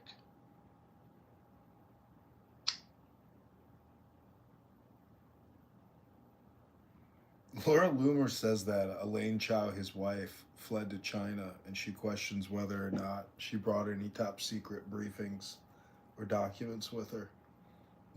I don't think she probably fled to China, but it's pretty funny that, she says that. They have video recording of her on stage talking to a communist CCP leader. It was a public event 3 days after he was hospitalized. So that was in or around June 17th. So she's like a darling, because on McConnell's X account, he has, in the border, he has Harry Reid. Abby knows Harry Reid. I think a Kennedy, and then Joe Biden, and then that fucking Swift boat guy, what's his face? Kerry. So, yeah, I mean, that's the thing. The uniparty is real. And when you see Michelle Obama with George Bush eating Altoids at the Obama Tower of Lies, giggling and laughing like they're best friends, I mean, if you're a Republican or a Democrat, what are you supposed to think? When you see George Bush, if you think he's a war criminal or a vaccine criminal or some type of criminal, macking it with Michelle Obama eating Altoids, like, in Bizarro Clown World, it makes sense. But if you are a highly polarized liberal, how do you justify or accept Michelle Obama being best friends with George Bush eating Altoids? Make it make sense. Hello? You'd be surprised how close friendships are that are blue and red in Washington. It's not as polarized as you want to believe it to be. It's just not. I know, but not at that. Roommates. Why do we have so many Republicans that capitulate, though? Largely due to this relationship. That's ultimately kind of what the voters. I don't know, but they're maybe what the voters see, but it's almost like on the ball field. They're on different teams, and then when the game's over and they go into their regular lives, they have friendships. I mean, it's just not as polarizing as the press paints it or people want to believe it. When you, especially the more moderates, they are friends with each other. Yes, all the anti-Semites are best friends with each other. That's generally how it works. Well, Tulsi Gabbard is friends with a lot of anti-Semites, a lot of Jew haters. Look, there are 2 members of Congress that I know that are very close. I mean, they go to dinner all the time. They hang there. 2 guys, and one's a very moderate D, the other's a moderate R. They do a lot of bills together. I mean, it's just not as uncommon as you think. No, it's obviously, Abby, people are, in person. It's not like I would, Anyways, I'm just saying, in person, people act like real people. And if you want respect and you want to have a nice experience, you better be nice in the real world. But obviously, but I just want to say, Joe, Laura Loomer, wow, like, crushing it. Like, she outs people, like this guy Sneeko. The propaganda is intense out there. You could go into that piece of shit Amir's room right now, and for 127 days, he's every day committed to creating these unsafe, unhealthy, toxic propaganda rooms. I don't think he has any interests outside of that. And the craziest thing to me is, it's like, how can you support how can you justify killing babies? That's what they always go to. And it's like, oh, you didn't know we kill 3,000 kids every day in abortion clinics here in America? Like, you think I'm worried about, blowing up an apartment complex to end the war and have a little security with our neighbors when we kill 3,000 babies in America every day? Do you know who you're fucking with? We slaughter babies 100,000 a month at a time. Like, I mean, I'm just wondering, like, who do these Muslims think they're fucking with? We slaughter babies 100,000 a month at a time.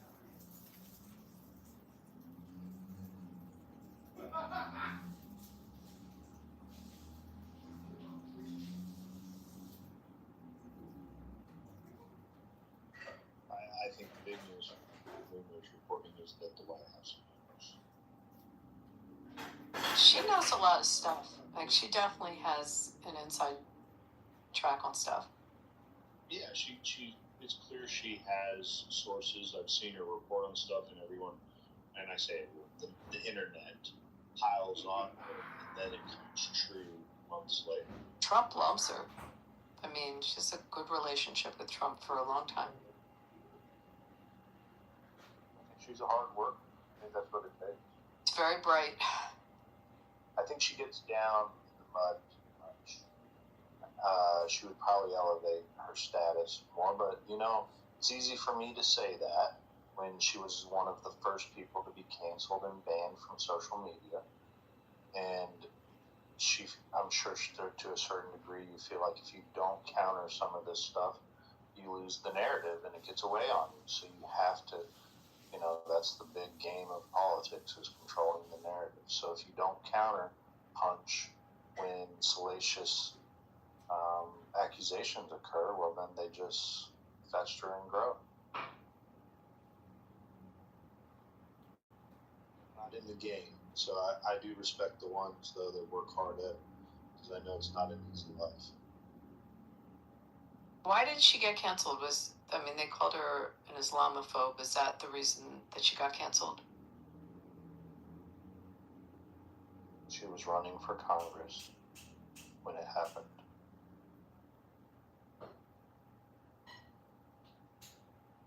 I mean, her reasoning is different than what the official reasoning is. I think the official reasoning, what was made public, was that, you know, she was a lot Islamophobic.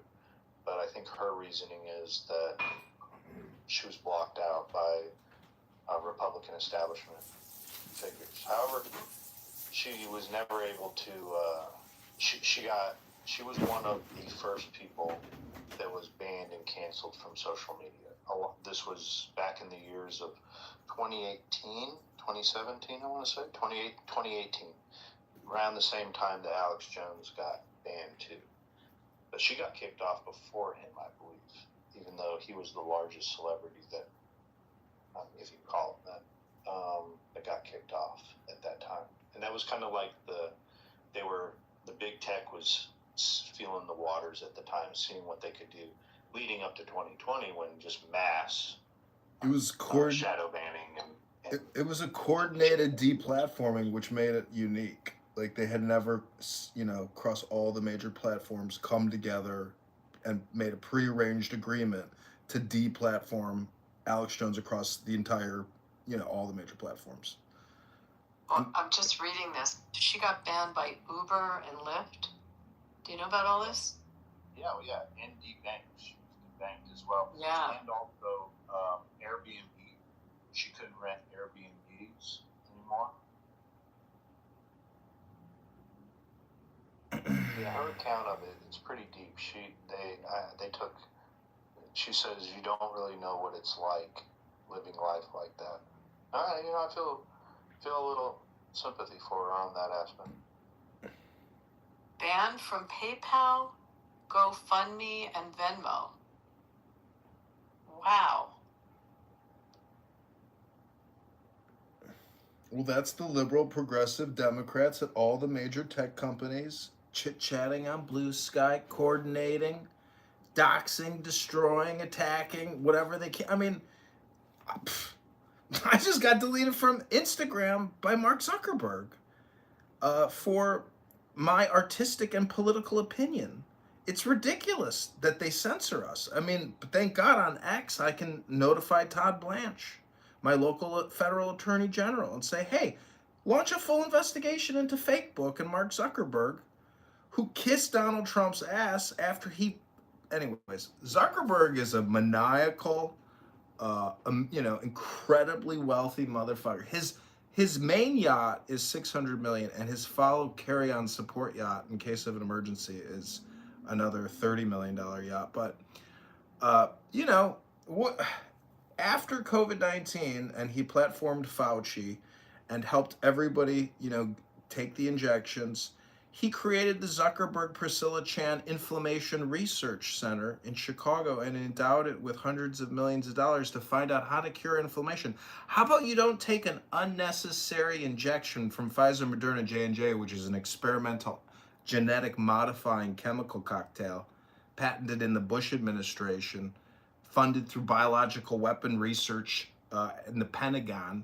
I mean, the whole, how can we even, there will never be any justice for COVID-19 vaccine injections and the millions that were killed upon arrival. I mean, does anybody here know how many people died after the first administration of all the vaccines? It's 2.5 million across the United States of America died on impact from taking that injection. Because these were old people with pre-existing conditions that when they put that cocktail in their bloodstream, they didn't make it. 2.5 million Americans. And this was a global inoculation for the most part. Who knows what they did in Russia or China, really? I mean, maybe those governments didn't do what we did and administered the patented Pfizer cocktail that was patented during the Bush administration. This wasn't like a new vaccine per se. There's so much information about it that it's impossible to really even have this conversation anymore. People don't like it. People leave because people do have buyer's remorse and they say, I never should have taken it.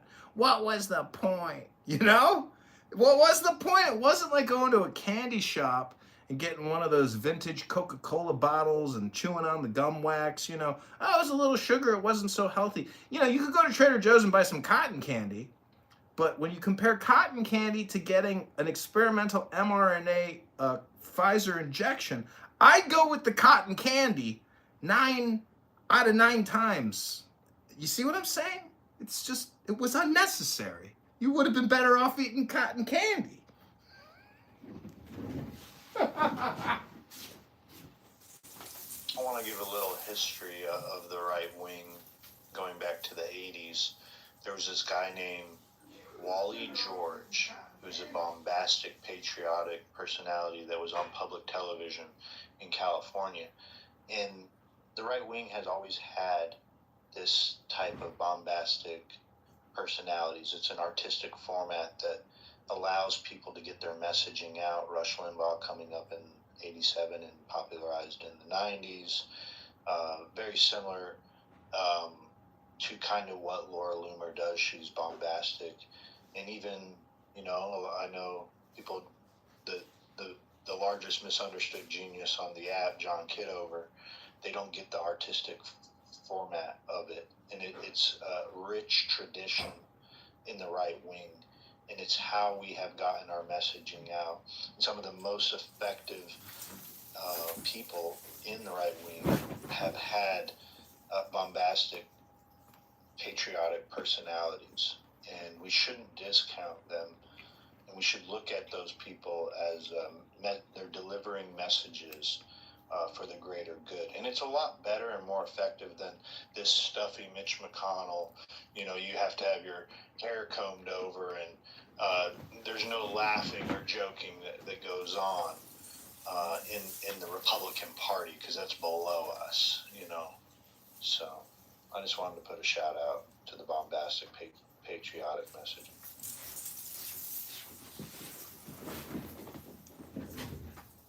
I think having a sense of humor is essential because clown world is dangerous, violent, and disgusting.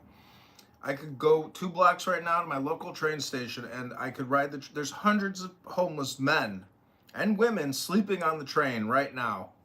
Right now they're probably actually up, all doing drugs and smoking, but they'll be sleeping at 6 or 7 a.m. when all the people get on the train in the morning to go somewhere with a purpose. But the fact that the city has no will of enforcement is beyond belief to me because the budget for the police department is $3 billion.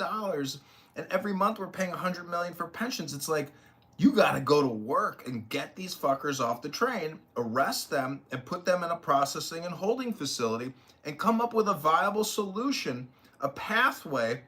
I know it sounds like bullshit, but you can't let fucking homeless people live on the trains. So, you know, if you don't want them going back on that fucking train, you got to get them the fuck away from that train and far enough and hold them if they're going to go back to that fucking train. So I'm just saying, everybody here knows common sense. And you have to admit to yourself that we are living in a clown world, sanctuary city type environment. And maybe you don't live in a sanctuary city and your city's well enforced and normal, but in Chicago, for many, many years, it has just gotten worse and more expensive and worse and more expensive. The security just is not there. People are dying on these trains every weekend. 4th of July was extremely violent.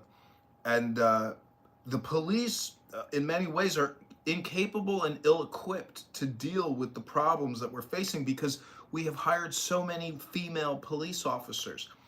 We need fucking thugs with big arms and can bench press, 350 pounds, and they can handle themselves militarily. Not that you don't go to the front door like Ella French, who got assassinated, and say, "Where are you from? You're not from around here, huh, boys?" These fucking police officers have no idea they're about to be assassinated. They don't run shit as if they're special ops. They gotta run shit like they're fucking in a third world, war in a city, asymmetric warfare. So, anyways, I'm just saying that be careful out there, because America, as you know, is extremely dangerous. And you don't have the ability to go online and buy a gun and ammunition, but hope to God Trump can get that passed. Because if every patriotic American wants to go buy a revolver and 500 rounds of ammunition and have that shipped to their house, maybe with like a Trump 250 seal or something, like, why can't Trump? See, that's what we need Trump to do, get the mint and start mass producing Trump pistols and ship those all around the country. That would do a lot of good.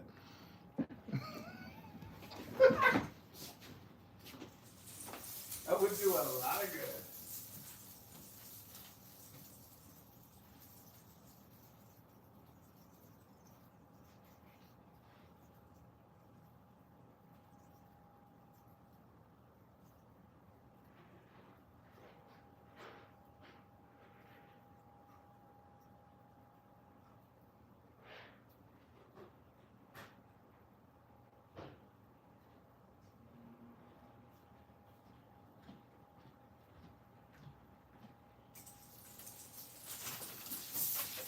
Us into a new segment, So,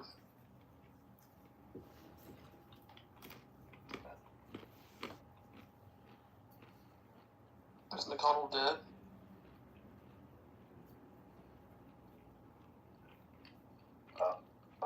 What do they call it? Brain dead? Brain dead, yeah. Yeah. I don't know. That's the $1 million question. Why would his wife? It says she fled to China.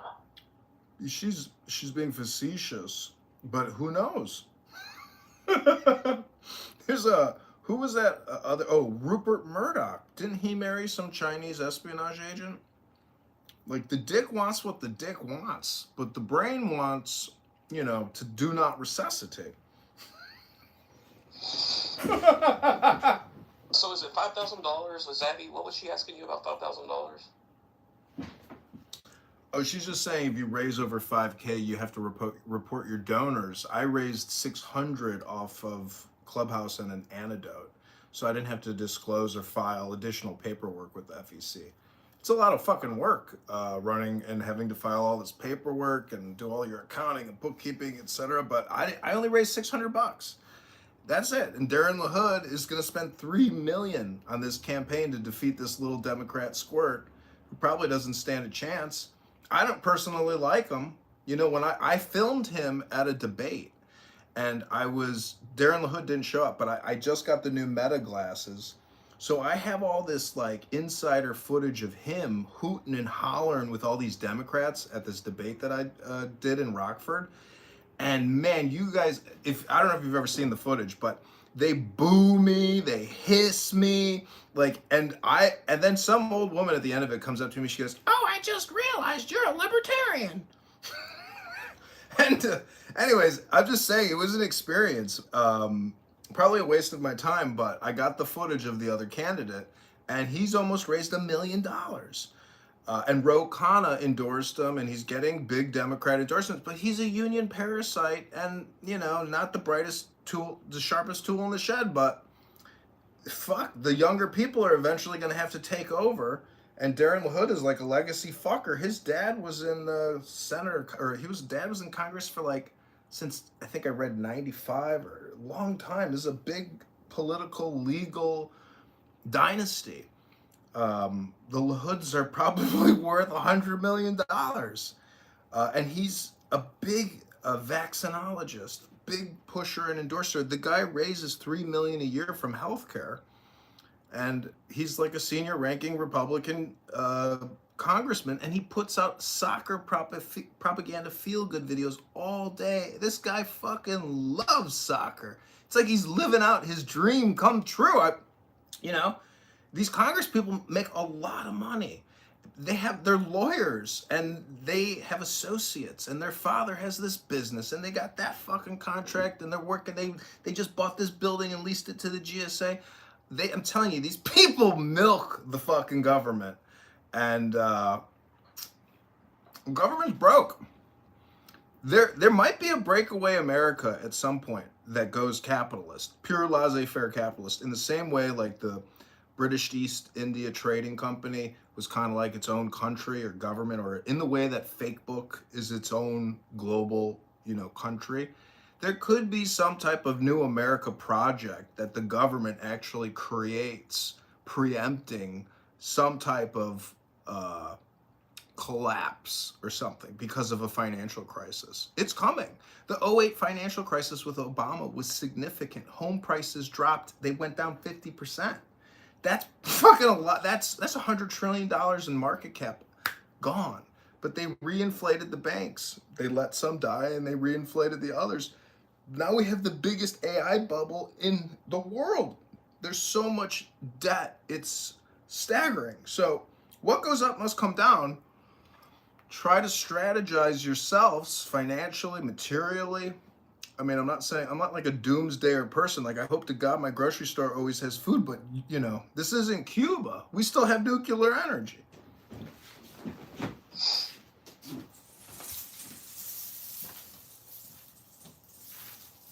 Talking about that, we're on the 18-year housing cycles coming to the peak right now, along with commercial property is seems like it, you know, that ever since COVID, we're having a lot of trouble filling office space throughout America. So it's likely that there is going to be a significant issue ahead, coupled with the AI bubble. And my projection would be the rug gets pulled. It'll be in different areas at different times, the housing and the commercial space issue. But sometime in or around 2028, you'll see a rug pull occur, just like they did in 2008. The Democrats are on life support. They need to do this prior to the 2030 census. So be prepared. It's coming.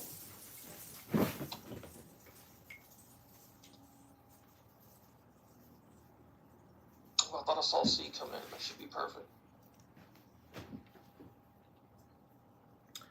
But I will just draw your attention to my PTR of the world-famous Reading Rainbow trans story time with Michael Obama. Many of you doubt my claims that I have proof Michelle is trans, but just think about all the trans propaganda that you've heard throughout the course of your life, and just think for 1 second that it's possible there's a government project or program dedicated to creating a Manchurian candidate to utilize the Protestant ethic And the white structural racist lie that we needed Barack Hussein Obama to save the moral character of this country, he never delivered on that promise and was a war and vaccine profiteer and criminal. Never gave anybody the hope and change he promised them. And all you have to do is go to the great African-American trench rooms on this app, the Clown House Ghetto Rooms, and you can hear what some real brothers think about Barry Sorotoro Obama.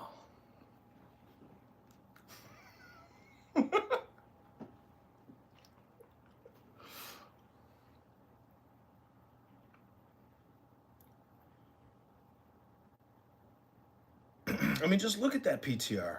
It's not airbrushed, it's raw, it's authentic. It's not like the glamour photos on the Cosmopolitan magazine you see where she looks like a woman.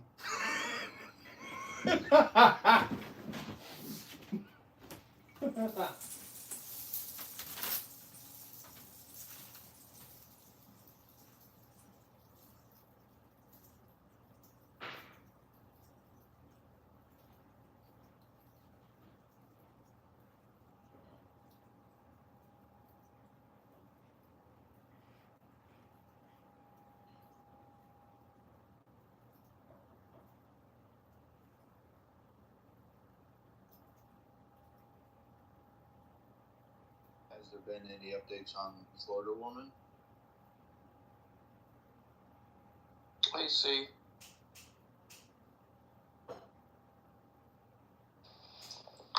Why are the kids so quiet? Why so quiet? Oh, it's just, I don't know. What Did happened? you ask them? What happened? Why is it so quiet? Have there been any updates on the Florida woman in the Walmart parking lot? Well, I haven't heard anything, no. I like what's up with Walmart Florida? I mean, the kids lost. What happened now?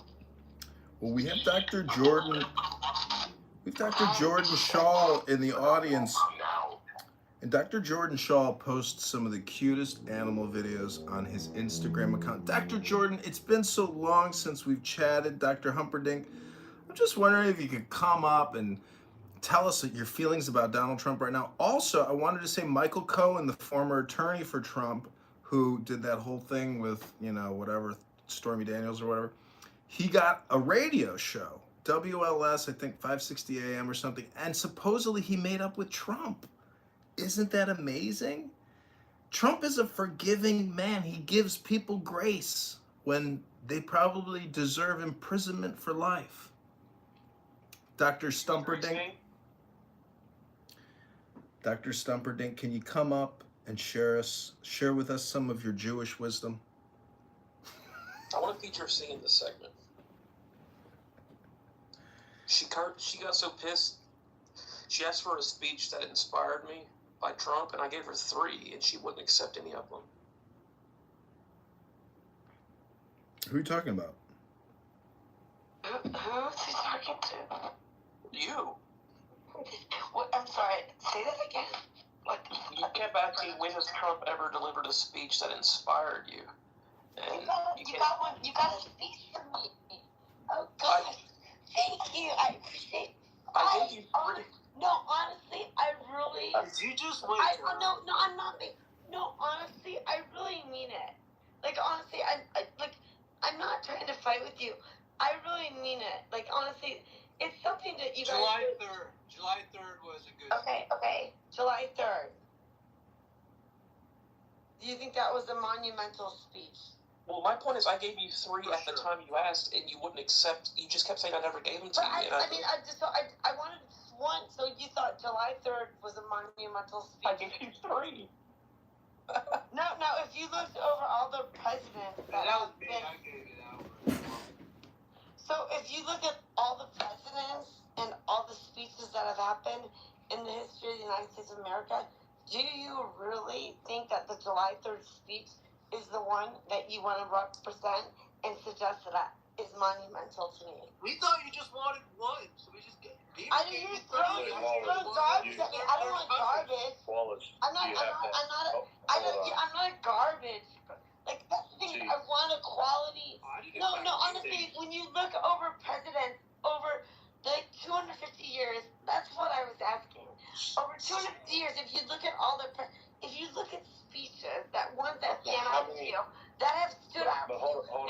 We need a baseline. How many presidents have we been? Before we compare this, we need a baseline. And you give Yeah, how many presidents have you been through? How many presidents have you been through, man? Yeah, but hold on. But we need a baseline. See, did you even listen to the 300. July At 3rd? 300 years of age, okay, going on 300. See, did you even listen to the July 3rd speech by Trump? I listened to a little bit of it. It was the same redundant stuff that he preached. It was not many. No. I have to. I will give it to you. I did listen to bits of it, but it was the same. It's basically a child. Like, it's almost like a child. If you, like, when you feed a child and they spit out food that they don't like, it's like literally, he's saying the same shit. No, he's spitting out the same shit. It's not monumental. It's not moving. No, I agree with you. I agree with you. So I'm You sound like a child spitting out. That actually makes you, like, think that he should. You're not making any sense. Because he's not. You're not making any sense. You're spitting out food as a child. You said out of your what's up, bro? You said you did not listen to the whole speech. So before you can say anything, you should ingest the whole speech, then regurgitate. Don't shit on someone else. There's no one. Okay. A monumental. You know everything. You know everything. Word less said. Like Kevin Warsh, he's good. Trump, he's a fucking disaster. Trump is a fucking. No, I asked you for one fucking speech that actually agrees you with words, with less. No one is saying we can agree with everything. Every fucking day, it doesn't have any meaning. He literally repeats. It's been going on for years. Like monumental speeches. No, the only reason I bring this up in this room. Okay, man, tell me something that you disagree with. Fucking years. So I have a right to bring this up in the room. Hey, I wanted to see what are the most See, I gave you 3 that yesterday when you asked, and you just kept ignoring me. And I gave you the dates, the names of the speeches, like what the occasion was, and you just wouldn't listen. You just kept screaming, "I asked for one speech." It's like it was given to you. The State of the Union in 2025. Or sorry, this year, 2026. Okay, ma'am, tell me one thing that you disagree with, just one.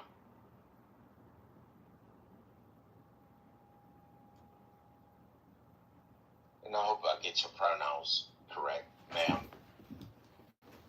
You're muted right now. You gotta unmute. Hello? 2 tears in a bucket. Fuck it. Are you guys actually enjoying listening to this screeching and hollering rose bush here? She's all thorns. There's no rose. Give us a poem, C. Can you pull up your favorite poem? Just go on Google, type it in, and just read us a poem, because I think at this time, 1 a.m, listening to you screeching as my brain is creating a massive aneurysm migraine, well, it's just generally not how I like to go to sleep. You know, I like to relax my central nervous system, think about the blood flowing through my body as my right arm, my left arm, and my legs relax, and deeply relax. And I take the deepest breath of the day, and I let the blood flow through my body as I deeply relax, and I prepare for blissful sleep as me and Ivanka go to Israel, get married under the chuppah, the King David Citadel Hotel. And Ivanka and I have 10 children, 10 beautiful little orange Trump babies to repopulate the Middle East after what's coming. Because most of you think that peace is on the horizon, but I've got bad news for you. World War III has already started, and it's just a matter of time before it escalates. It's like a zit. You ever have a zit on your face and you kept picking it, and then it turned into a cyst, Then you had to go to a dermatologist to have it surgically removed because you wouldn't stop fucking with it. Oh, that's what's going on over there. I have a poem for the room. See, that's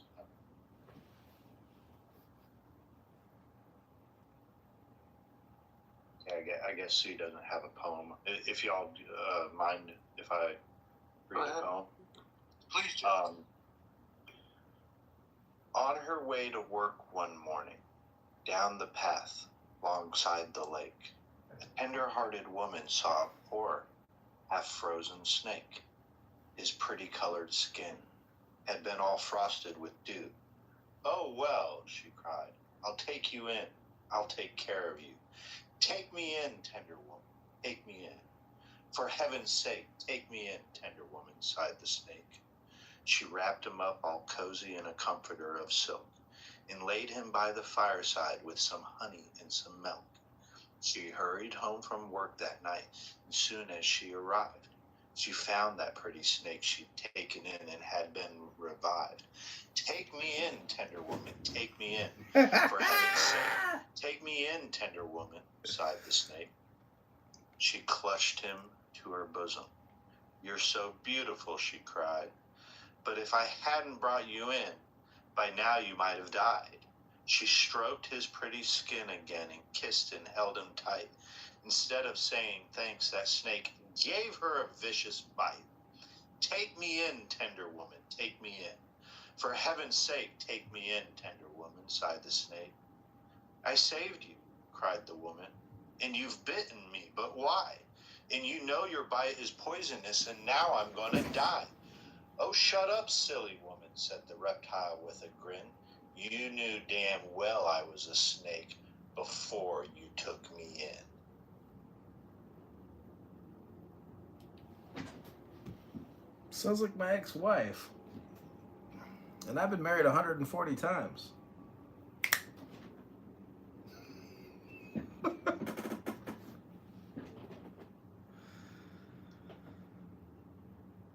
See, back in the day, there was nobody called trans, they just called them trannies. Trannies. There was no trans, like transformative. No one's changing into anything. You are what you are. You can only put on so much airbrush in the photos for long until the truth comes out. And then you pose for a reading rainbow. Trans story time. To teach the kids the truth. That when you are so brainwashed and MK Ultra, it's been proven. The CIA ran MK Ultra. They say it was the most dangerous medical experiment ever done. But I say, have they heard of the COVID-19 vaccine response? Operation Warp Speed and beyond. Warp Speed. Commander Riker, take us into Warp Speed. Inject everyone. I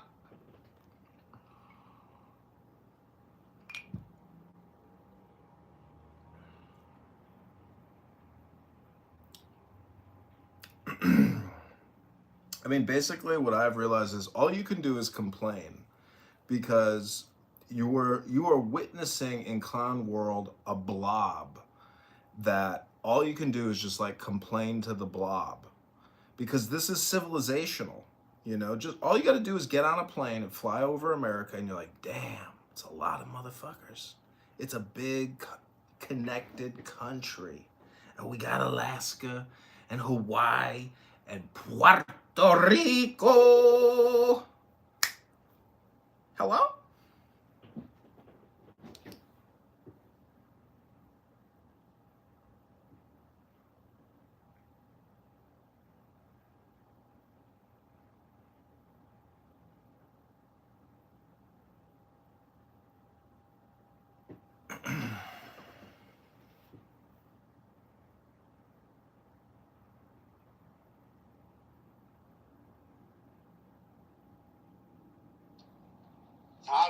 I think the conductive network of fungus spores under the ground crossing the nation is more interesting. Well, Clubhouse is just that. We're just weed spores, aka a tree leaves on a network of branches. And, you know, there's these little radical leaves that float around that say, this tree is structurally white racist, and I'm not happy about it, and I'm going to complain to the blob. And then you got other people on here who will complain about the complainers and say, all you do is complain and say the same thing over and over again. Get some new material.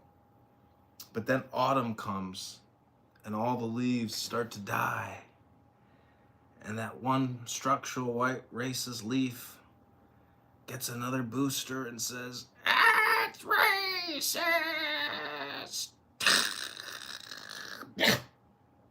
All the leaves fall off and winter sets in.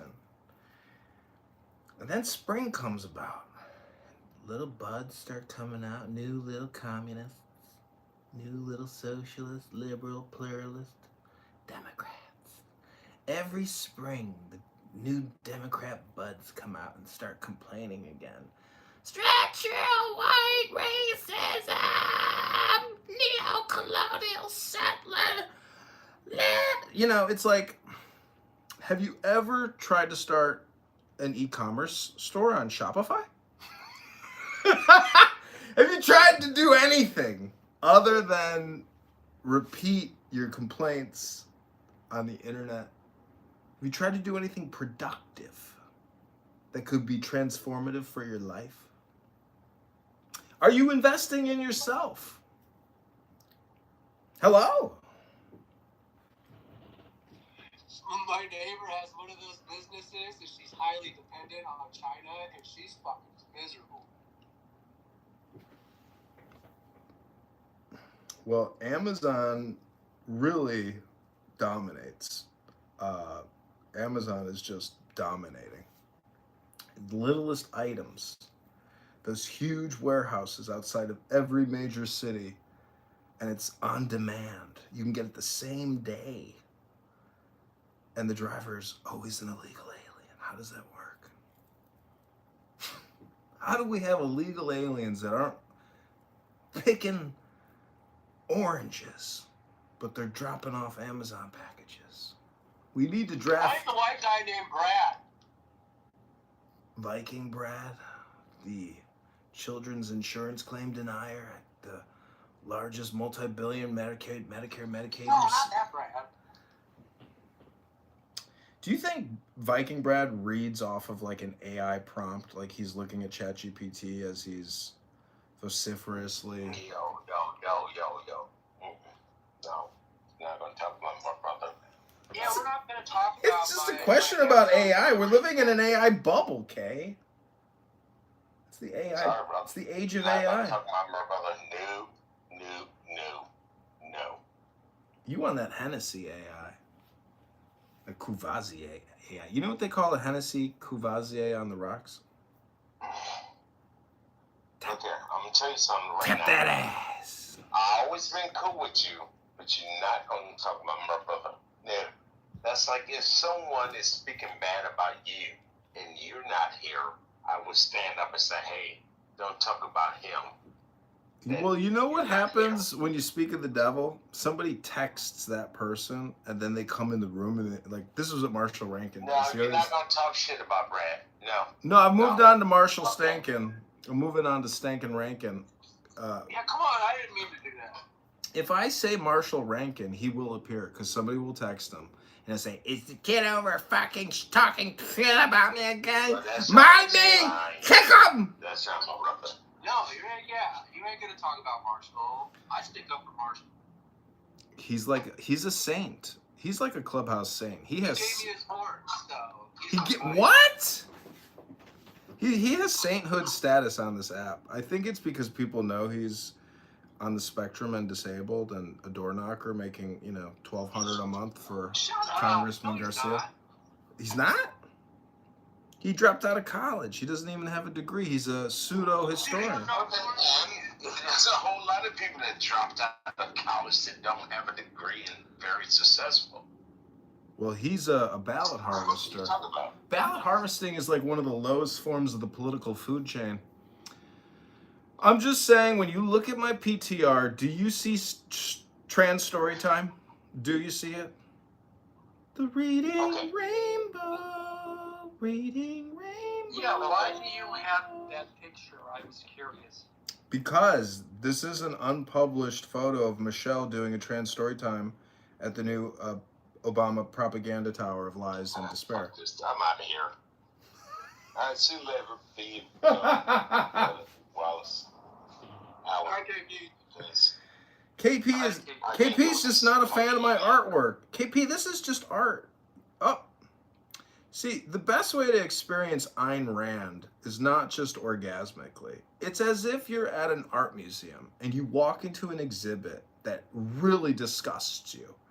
But you go in and you immerse yourself and you come out completely gaslit the whole time. And then you realize the joke's on you. Meaning that you took it seriously and didn't view it as art because your criticism, you as a critic, you were incapable of wanting to write an essay. You got lazy and said, fuck it. I got the fuck it's, I'm out of here.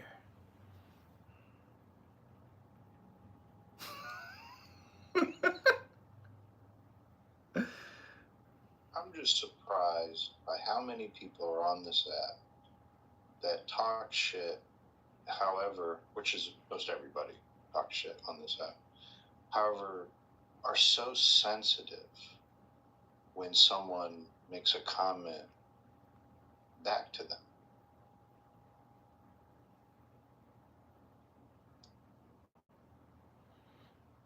Well, I think people want people to be polite and nice, but I mean, you know, everybody knows I live stream all this on YouTube, so it's like my purpose is to have fun.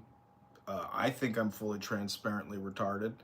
And yes, people complain I invade their privacy, but in my defense, you know, if no one here is unworthy of, you know, not being mocked. Everybody's worthy of mockery here. And that's why I asked. You know, a lot of people are reading off of AI, and it sounds to me like people are reading scripts on here, and people get good at reading a script and making it sound as if they're talking to you authentically, which they're not. Many people on this app have lost the ability to even have a normal conversation because they are reading AI to each other. And so we have created perfect slaves, cell phone slaves. Why do you think they call it a cell? These are prisoners. And they have a beta orbiter, Samsung or Apple, mind controlling their whole existence. Their whole life is a screen. And so sometimes when I go out with a beautiful woman and her whole existence is just completely dominated by that orbiting cell phone and she can't have any mindfulness to be in the moment and have a loving relationship with you because she's in more of a relationship with her cell phone than she is with herself or with her partner. So it's like we have created AI. It's your cell phone. And if you are living in the prison cell of it, it got the genie in the bottle. It worked. So part of liberation cell phone theology is to open up your window and hold your cell phone out and take a selfie and say, I'm mad as hell and I'm not gonna take it anymore. Dude, you come full circle. Now you can talk about MK Ultra again.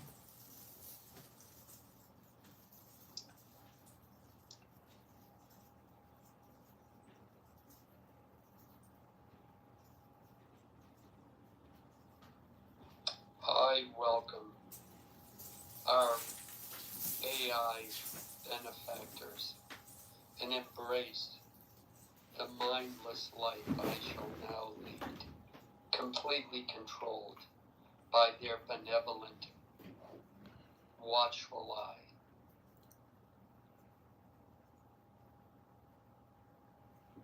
Well, you know, Dr. Octopus from Spider-Man, if you're like Dr. Octopus, Doc Ock, that guy could have like 20 cell phones with his octopus arms, you know.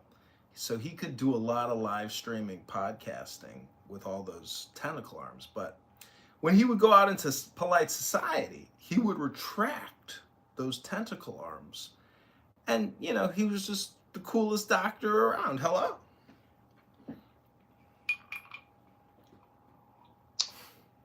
Atlas, I just wanted to say, last week, I think it was, Anna Polina Luna was having a congressional hearing asking a high-up CIA agent about MKUltra, and they admitted on the record that it's likely that it did continue long after the original MKUltra in around the 1960s.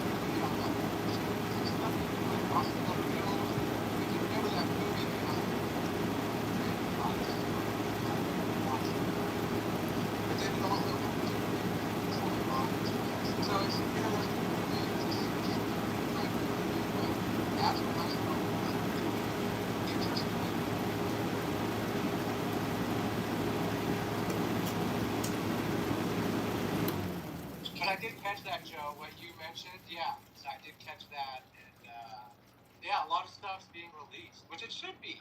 Like, we shouldn't be calling each other crazy and stupid when most of this stuff is true. This is like big story breaking. It was today. Didn't it start today? The Tyler Robbins pre-trial hearings. Have y'all been following it? Yeah. Who is Tyler Robinson and what is he? Is that Charlie Kirk? Oh, that guy. Well, there's a guy on X called Diligent Denizen who has a big following, and I don't know if you know this stupid bitch named Maze Love, who claims she used to work for Goldman Sachs but is retired. They hold regular, huge Jew hate roast rooms, and they do believe that Mossad assassinated Kirk using, I guess, his lapel microphone. And today, the judge viewed, I guess, a never-released video of the impact, and he flinched. But they're saying, they're saying that it's like, oh, Fed slop. I hate when I hear people, it's all Fed slop. It's like, I find it strange that Kash Patel would basically ruin this fucking kid's chance at a fair trial by releasing, like, damning evidence, you know, the fact that he took the dad's gun and the text messages. It's like, how are you going to get a fair trial when you bias a jury and bias all of society, right? And Kash Patel is dating this spicy Israeli chick. I mean, espionage is real, you know, sabotage is real. We have real traitors like Barack Hussein Obama, who literally fucking did espionage against Donald Trump, you know, and it's not very ethical. So we have an ethical problem. And I'm just saying, if you like soccer, man, you gotta be depressed. That's just my opinion. Maybe you're married to a super rich chick, but she's not that hot, and she's an alcoholic. Even though she's super rich, you're still watching soccer.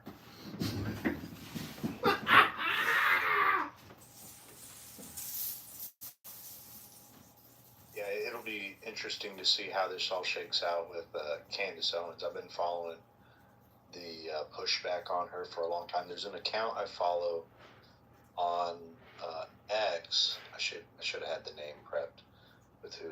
Oh, I got it right here. Cinema Shogun. This guy has been watching and following all the conspiracy theories that Candace spins over these months on months regarding this. And you know, it's more fascinating to watch pushback on Candace than actually follow Candace's actual podcast.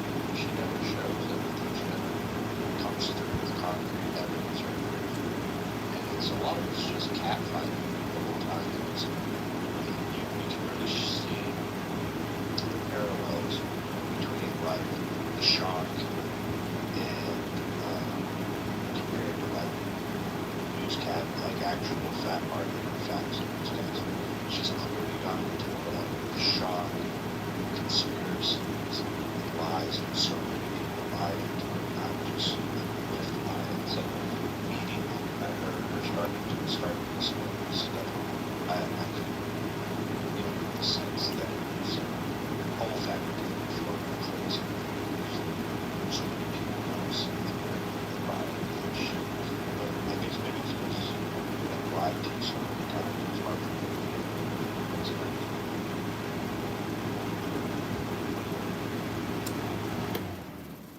Well, Laura Loomer says that people are in a Candace Owens cult, and my first day at the Treasury, the guy that hired me and this who eventually became a senior manager, he loves Candace Owens, like the darling, and I think a lot of it is just because like her narrative fits like this Jewish conspiracy, Jew hate narrative.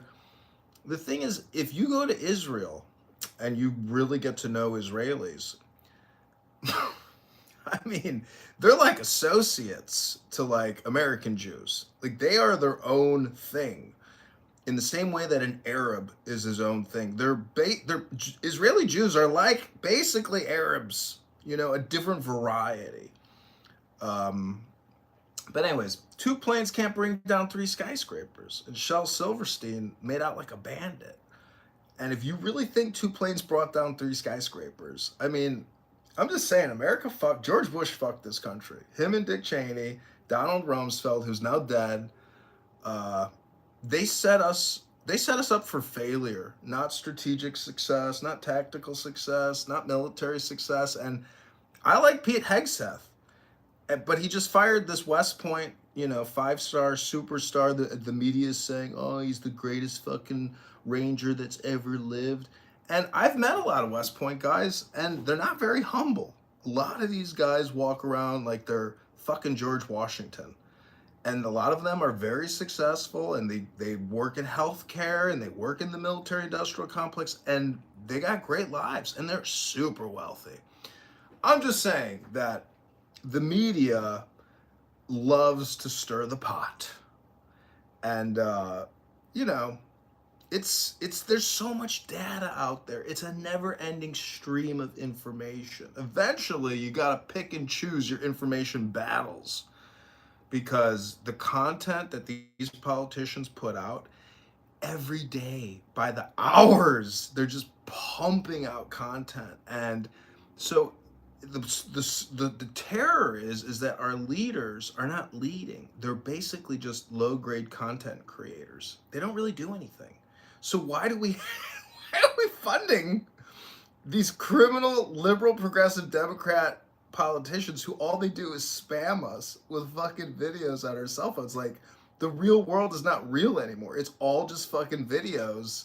That's not the basis of a fucking economy. The Chinese have an economy. They actually make all the fucking products.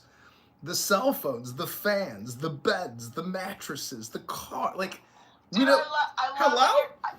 Bingo! Love you. Keep going. You're going on. About time someone makes common fucking sense. Thank you. About fucking time. Hello? What's up, C? No, I want him to continue. Like, honestly, like, keep going, dude. You're right on. You are point on. All this other shit it's all propaganda marketing. If you have a marketing plan, no company will fucking meet their sales revenues if they can't deliver. This president did not fucking deliver at any fucking thing that you guys voted for. So keep going. It's nice to hear, because this is the whole thing is a propaganda machine. It's literally like you can market, you cannot market. That's money just you guys it's twisted. You close the border. Honestly, so keep going with it. That is the reality of what is happening, has happened. That is why y'all voted for this. He closed the border. From you guys. We learned No. You have a marketing man that fucking, fired people on fucking TV.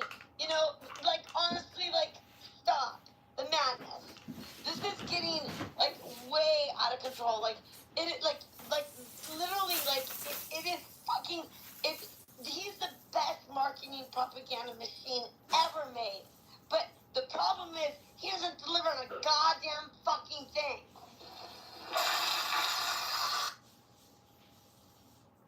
He closed the border.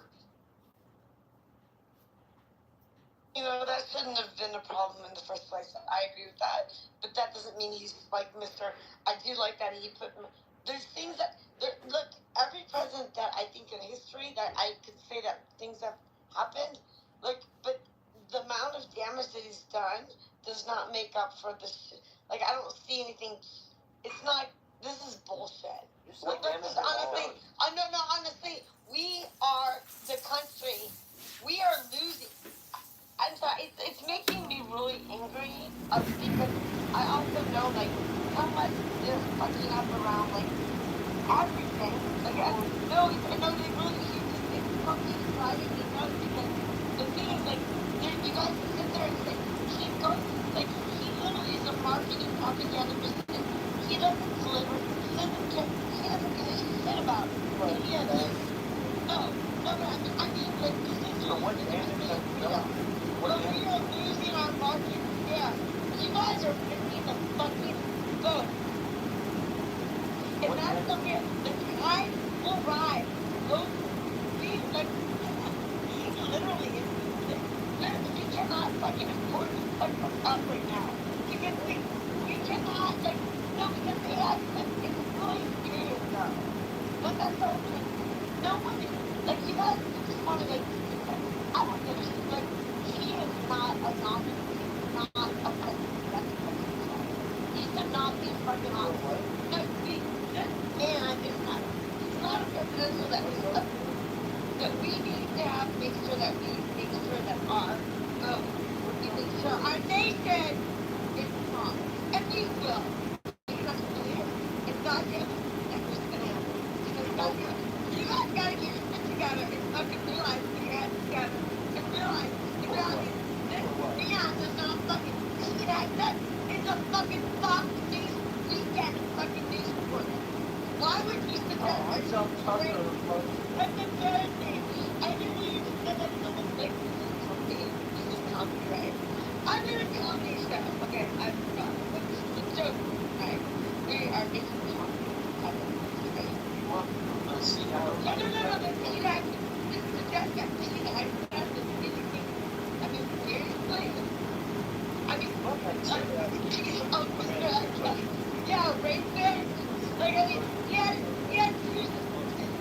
Like, I mean, seriously, like, you guys are just going back to your foundation. You guys are doing it. Back to life.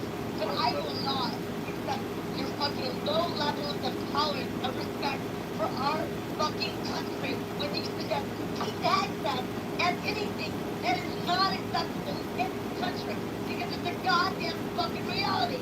Grow the fuck up, children. See, let me ask you a question. With all the damage that Trump has done to the country, she left. I wanted to ask her if the MAGA voters should be re-educated. I wanted to get her on the record. How I would have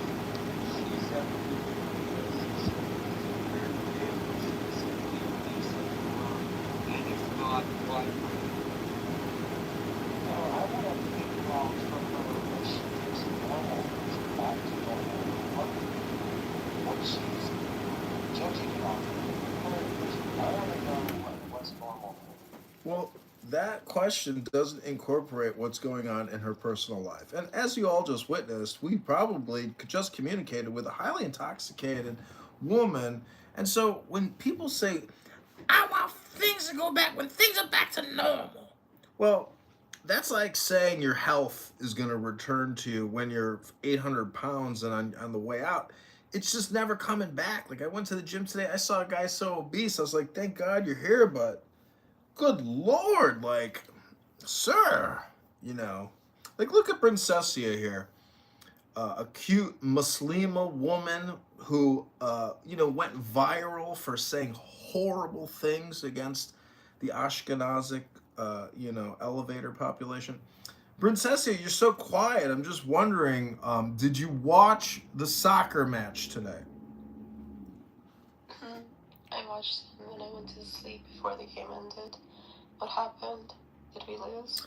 Well, Diego ripped his shirt off and ran across the soccer field, and he had 888.com tattooed on the back because, since Alvin Bragg raided his Bitcoin laundromats, he's had to do some promotional marketing jobs.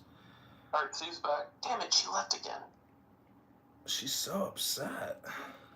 She won't let me ask. There she is. This is the elevator girl on the YouTube video? Hold on. With that gentleman at the elevator? No, seriously. Look, with all the damage Trump has done. What the? Hold on, Wallace. Look, see, with all the damage Trump has done, should the Trump voters be re-educated? Should they have to be put through a re-education camp with all the damage they've done to this country? That's a really weird question. I don't even think that we even have the school or the people that could actually it's really fucked up. I mean, it's a good question. I really honestly don't. I honestly think that it's so sad that what we are doing right now is just lying to each other. Like, you're just literally propagating fucking bullshit lies, and we're just like shitting them out your mouths or out your mouth, and literally people are grifting, and it is, the markets are shifting. It is so fucking crazy. You gotta question whether or not the market's gonna fucking tank. And no, honestly, that's the thing, is when you get so deregulated and people, it's not about whether or not the people are so they don't know what to, and I actually, I'm not actually, there's certain things that Trump, I'm there's certain, I'm a Republican heart, so the whole thing is but we are so true to what happened, I don't know how to do it. I'm really sad about it because I really don't know how it's going to spin out. And that is the problem that we've created. And this is a great way for 1920s fucking, seriously, Well, see. do not interrupt me. I mean, all Hello? of you, on the stage, Yeah, she was about to this is explain not how she does want a re-education camp. honestly, the amount of money that's being moved from country to another, we literally are putting ourselves in. The reason why, the Constitution was created is because they understood the ability to make sure that people were not compromised, exploited, and of power to be placed in places that they so they couldn't even speak about it. We don't even know. We lost control of our government. Literally, so when you sit there and say, literally, you don't know what I'm not, I mean, really,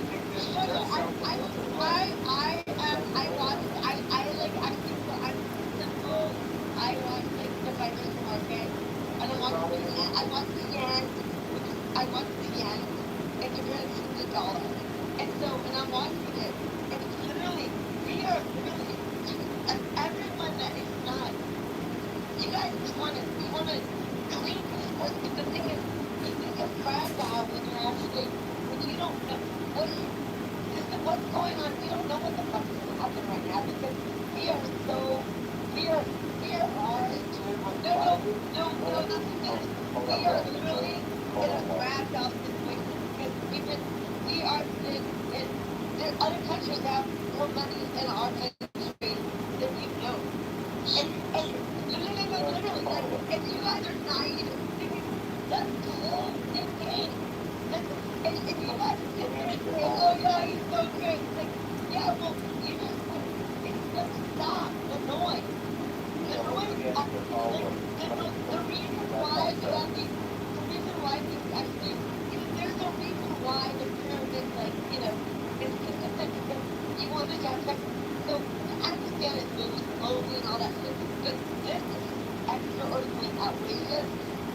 we have compromised as a country. And let me ask you a follow-up, see, real quick. Should the Trump voters be punished for everything they've done to cause harm to this country? Should we round up those Trump voters, punish them? Why? Like, stop this shit. It's weird. You're like, that is so fucking I mean, that is exactly, you don't even, you should not be providing money to go be killing people. Okay, no, this is bullshit. Okay, you should not, you're not American people have health care. Stop it. Stop the madness.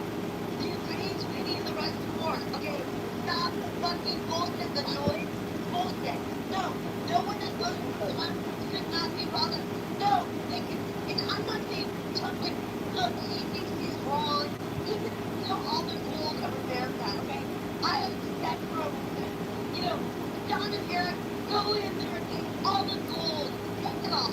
Take all the gold from America. You don't care because we will be great. You don't need, like, that's the thing. That is, and it's not because of Trump. It's because of fucking America that just get the fuck out and start thinking about how we can fucking be a good country. Okay? That is my point. And I don't want anything happening to them. They can take all the fucking gold. They can give it all to you, kids, you children. I don't give a shit. But just fucking make sure that we are strong and we don't need to be killing other people for no reason.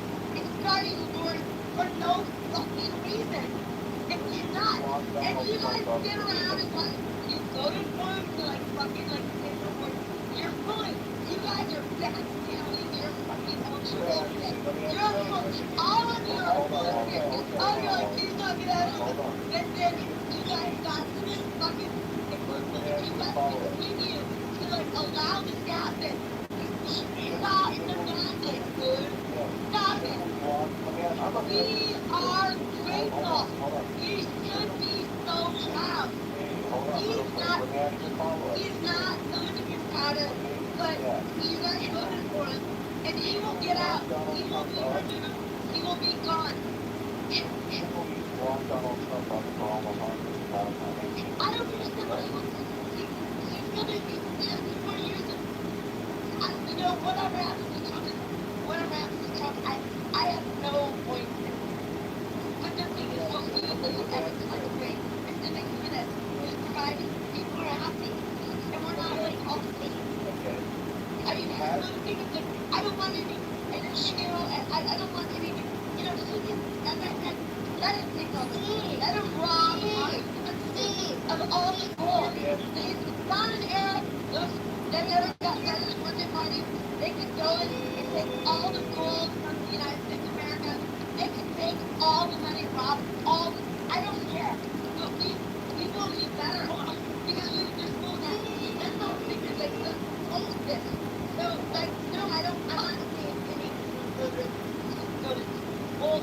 I mean anyone that works for you know, I mean anyone that's working with Joe, you know, go to jail too.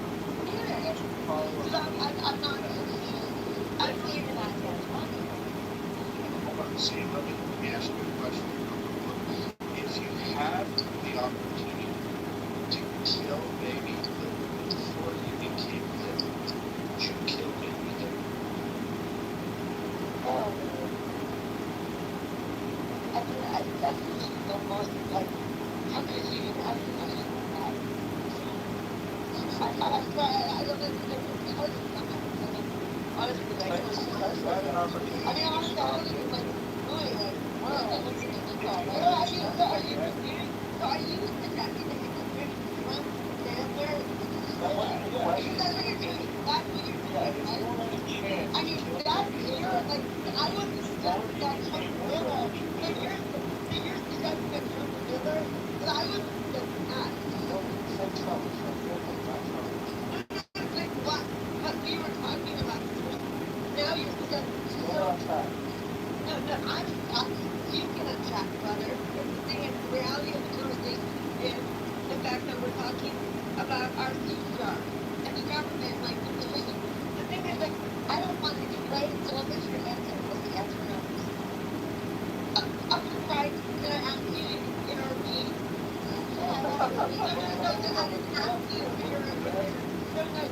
You're welcome to answer, you lovely lady. Yeah, you said no. You said no. I would kill it, Laura. What you said is no. She's calm down. She's not going to right. We're going to hurt her. She might really. I need to stop on this. I'll just keep rambling it up one question at a time. Just like having those questions we can put on. Let I can choose out.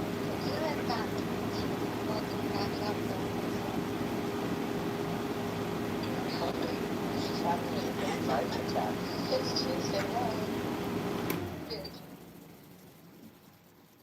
Dude, my mom responds the same way. Dude, it's crazy listening to her because my mom does the same shit, and it's hard for me not to laugh because it's my mom. So I sit there and try to be serious and not feed into that whole thing. But you see how she like feeds herself, so you don't even have to feed her. And I hope she comes back, and we should take it easy because it sounds like she's gonna fucking have a mental breakdown. Give her 3 minutes, she'll come back. It's usually because like her phone. You guys heard the commercial, right? The TDS AI Trump. Yeah. Oh my god. It's clearly You think he's on like cocaine or something, or? Yeah, I was well. I guess. I think everyone. I think it's a cocktail of pharmaceutical pills. It's not just one. That's the sign of an upper and a downer at the same. Drinking and like if she has ADHD, I do not. So if that's what ADHD is, I don't have ADHD. No, but her heart. I'm asking for I'm in Tel Aviv. You know, we're watching it. You know, we watch it. It sounded like she just woke up. And I was like, dude, oh, really? So well, funny. like John was saying, her voice was cracking, and it was very hard to listen to. But then it started smoothing out as much as it can smooth out. But it was rough when she first. I was like, did you just wake up? She was groggy for like 15 seconds, and then it turned on like boom. Instantly. Okay. Yeah. You know how like when BB comes on when she first wakes up, and that's like the glimpse that we get of her like being sober. Was it like that? Are you there? No, he's probably in another room. I got banned on TikTok. You didn't? Well, it's honestly, though, Princess, it's easy to, like, everyone gets banned. I usually get suspended, and I haven't gotten banned, but everyone gets banned. But I got banned on TikTok Live for just 3 days. Yeah. It always happens that way, and it's just for people, like, mass reporting it, or the algorithm picks it up. But you appeal it, and you get, your account back. Why would you be banned, though? What did you say? Something? No, it doesn't even take, honestly, Beaver. I don't know what she did, but it does not. Literally, you have to use code language on TikTok. I could call Michaela nigger. Okay, so, like, you can't say that. You can't say COVID-19. You have to say C-19. You can't say, like, assassinate. Or you have to say unalive. You can't say, and I think when I said retarded, you can't say. Really? Yeah. And you can't say retarded either. You can't say retarded. You can't say faggot. You can't say, there's, like, code language for everything. You can't say, anything. You can't say faggot? Now we know why you got kicked out. It's bad, but they don't IP ban you, so, like, that's good. Yeah, they don't IP ban, like Clubhouse does. What's up, Wallace? So you are familiar with the elevator scene? Yeah, I did see it. It's a movie, don't believe it. Someone shared it, so I had. It's not real. It's an AI. Yeah, it's not really her. Well, some person I disagree with her on the war. We tried to consult with Princessia. I talked to my handlers in Tel Aviv, and they said this girl could become a big success. Let's see if she wants to create more content. But this chick is so lazy that we could never get her to fucking do anything, and she's a waste of time, waste of space. Well, you got me banned, Kitover. Kitover couldn't even come on live. I didn't get you banned. What are you talking about? The TikTok algorithm is so sensitive, as Anja said. If you say certain words or if there's any talk of Israel, the account is immediately deactivated, and it's just so overly sensitive. Even YouTube it's like all my accounts are on their second guideline strikes, and Rich. I don't know if you guys know Rich in that room. I'm sure he looks at my YouTube and then he starts saying D to the M and all this homicidal stuff. Oh, yeah. And That's so he gets my shit. Fuck. Honestly, it was my privilege. For what your speakers say too. Oh yeah. Yeah, even if you don't. But you know what else? Mikael will be on my live just smoking his weed. Oh yeah, you can't do that. You can't smoke cigarettes. You can't drink anything. But like, literally, if someone says anything else, like I made $12 though. Yeah, you can make money on there for sure. For sure, but you know that they take 40% of whatever your gifts are. Oh really? Yeah, isn't that a lot? Wow. Yeah. What's up with do you still do TikTok live, Ann? Because when I saw you had like a big following or something happening. Yeah, no, and you should get on TikTok live with me then. I do, like, I used to always do lives, and then, they kept getting shut down.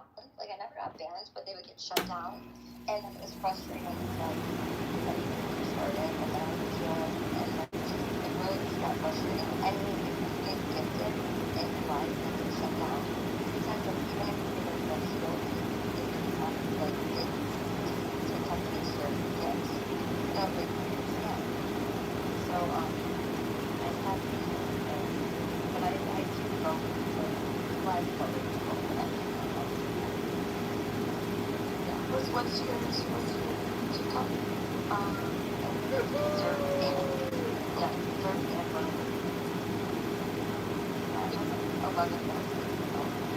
Oh, nice. Yeah, but now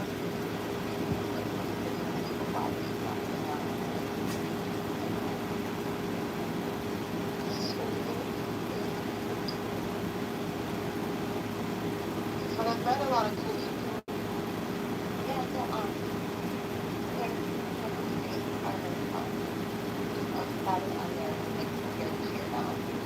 I just go to have fun. I don't really. I just go to like dance.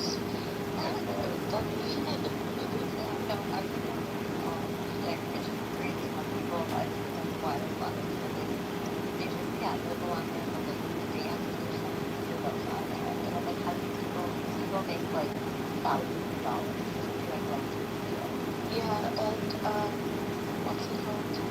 There's children on it, so I had it on auto where anybody could come on. And then I was like, somebody's 18, you know?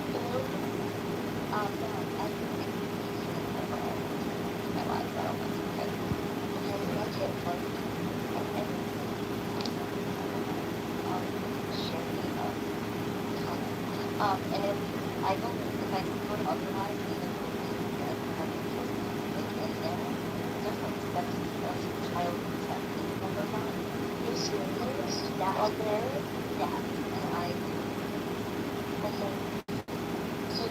So it's not just 18 because they can't be yeah, it's technically like 7 over, but they don't do like they don't do things like this or anything, so kids just sign up and look for different work here.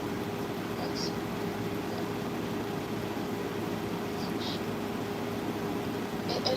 confusing. It's not simple, it's streamlined like our house.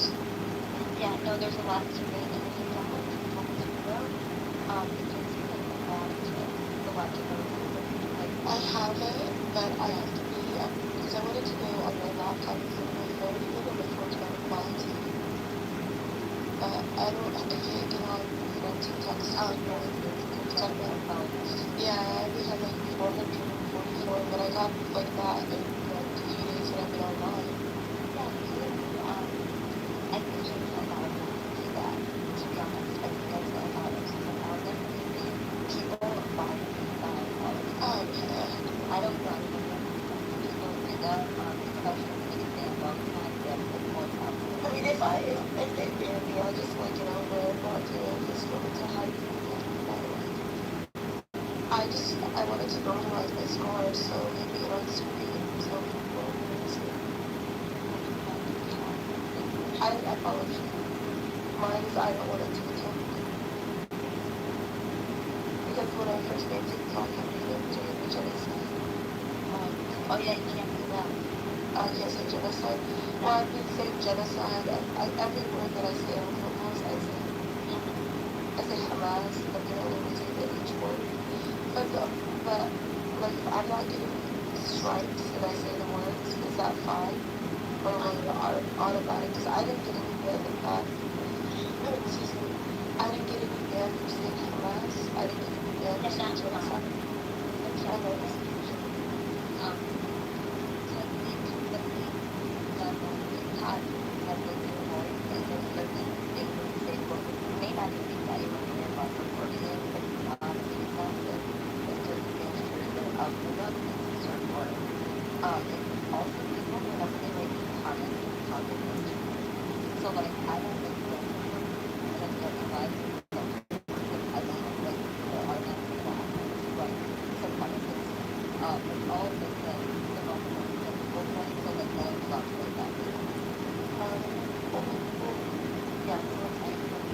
Yeah, because I'm gonna be good when I get back.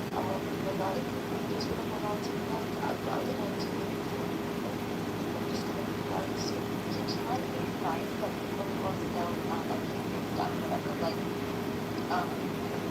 so like, and that can go into like personal. My beliefs keep do you love me? And some people like get trying to do stuff like that. That's not bad. I know. And Michael Jackson. There's Jasmine was on my live too. I don't usually. I have like TikTok and Clubhouse is separated. So like. Well, my girl Olivia, she advertised it on Clubhouse. Really? And Brock and I, you know who Brock is? Yeah. We were dancing on TikTok yesterday. Really? It was so much fun. We were having a dance off. And then the boys from Clubhouse started fighting, and it was like, oh my god, you all are so annoying. You can't just have fun. Mikhail and Brock, they just started fighting. Really? Yeah. That's lame. Mikhail is done. I'm done with him though. I like Mikhail. Well, you should come and talk to him on TikTok. Yeah, he hasn't been on here. Yeah, he's only on TikTok now, but I think he got banned too. Have you talked to Diego? Who? Diego? He was, the last time he was on here, I would say, maybe a little bit over a month ago. Oh, okay. He said he's, like, really busy, and I don't know what that means, but... Yeah, he usually would get busy. So, I don't know. And then before that, he hadn't been on for, like 2 months. Oh, wow. Yeah. I don't know. I texted him your TikTok. He said, "What is she on? OnlyFans?" Well, that's what I keep getting. That's what I keep getting. Well, if for sexual exploitation. If you were on OnlyFans, I'm sure Diego would be your number one customer. You could probably bump that fucking loser for 20 grand. Like, okay, 50 grand probably. I was right. I'm just having fun. Like, I'm just trying to be lighthearted. Yeah, but who cares? Just, give Diego what he wants. Give Diego what he wants. He will give you all of his, money. He's retarded like that. Be quiet. But it was fun. And, like I've even like because obviously I would host like political debates, and I would like show like because you're allowed to play like you can show like your no. Oh, this is unoriginal content. Yes, I walked away and the screen was on the TV, and I got a strike. I was like, what did I do? Yeah. Or else they like, in my opinion, something, and then I'll get flagged for misinformation. I'm like, it's my opinion. Wow. Yeah, very stupid. Well, I'm glad that I'm not being a grifter like all these other stupid people. There's a lot of them. Would you know what Section 230 is? I'm sorry? Have you ever heard of the term Section 230? Is that when you get hospitalized? No, that's a 5150. A 230, the Section 230. I just in my defense, when I went to California, I did not get 5150 because 5150 is a California term. But I did not get 5150. Bro, that is the only state. That is the only state. No, I'm just kidding. I haven't been to Princess, people are saying you got arrested recently. Oh, really? Yeah. I'm In so Target. glad. Jacob is saying that. Oh my god, he's so funny. He's not funny. He is going. No, he's funny because he's saying that. Oh, yeah, no, he's a creep. And, yeah. I know, he was blocked. I unblocked him. Same. But I'll block him again. Yeah, he's going around telling everyone that. Now, Section 230 is that platforms can't be held legally liable for the content that appears on their platforms, supposedly. Is it federal? Well, I asked Greg to create 10 hypothetical legal theories on why I can sue Mark Zuckerberg and Facebook for violating my freedom of speech and impeding a public interest in a registered mayoral candidate because my Instagram account was deleted. And that was many, many years of work, 1,500 posts, lots of research, lots of artistic work that went into a lot of the creatives.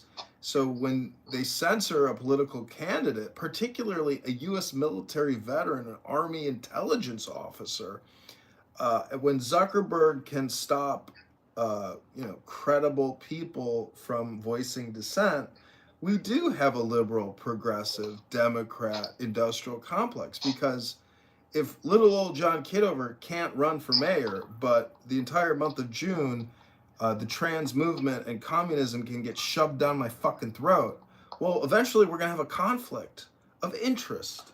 Hello? I'm sorry, I've become a girl again and I zone out when people talk about topics that aren't just fun. So, cool.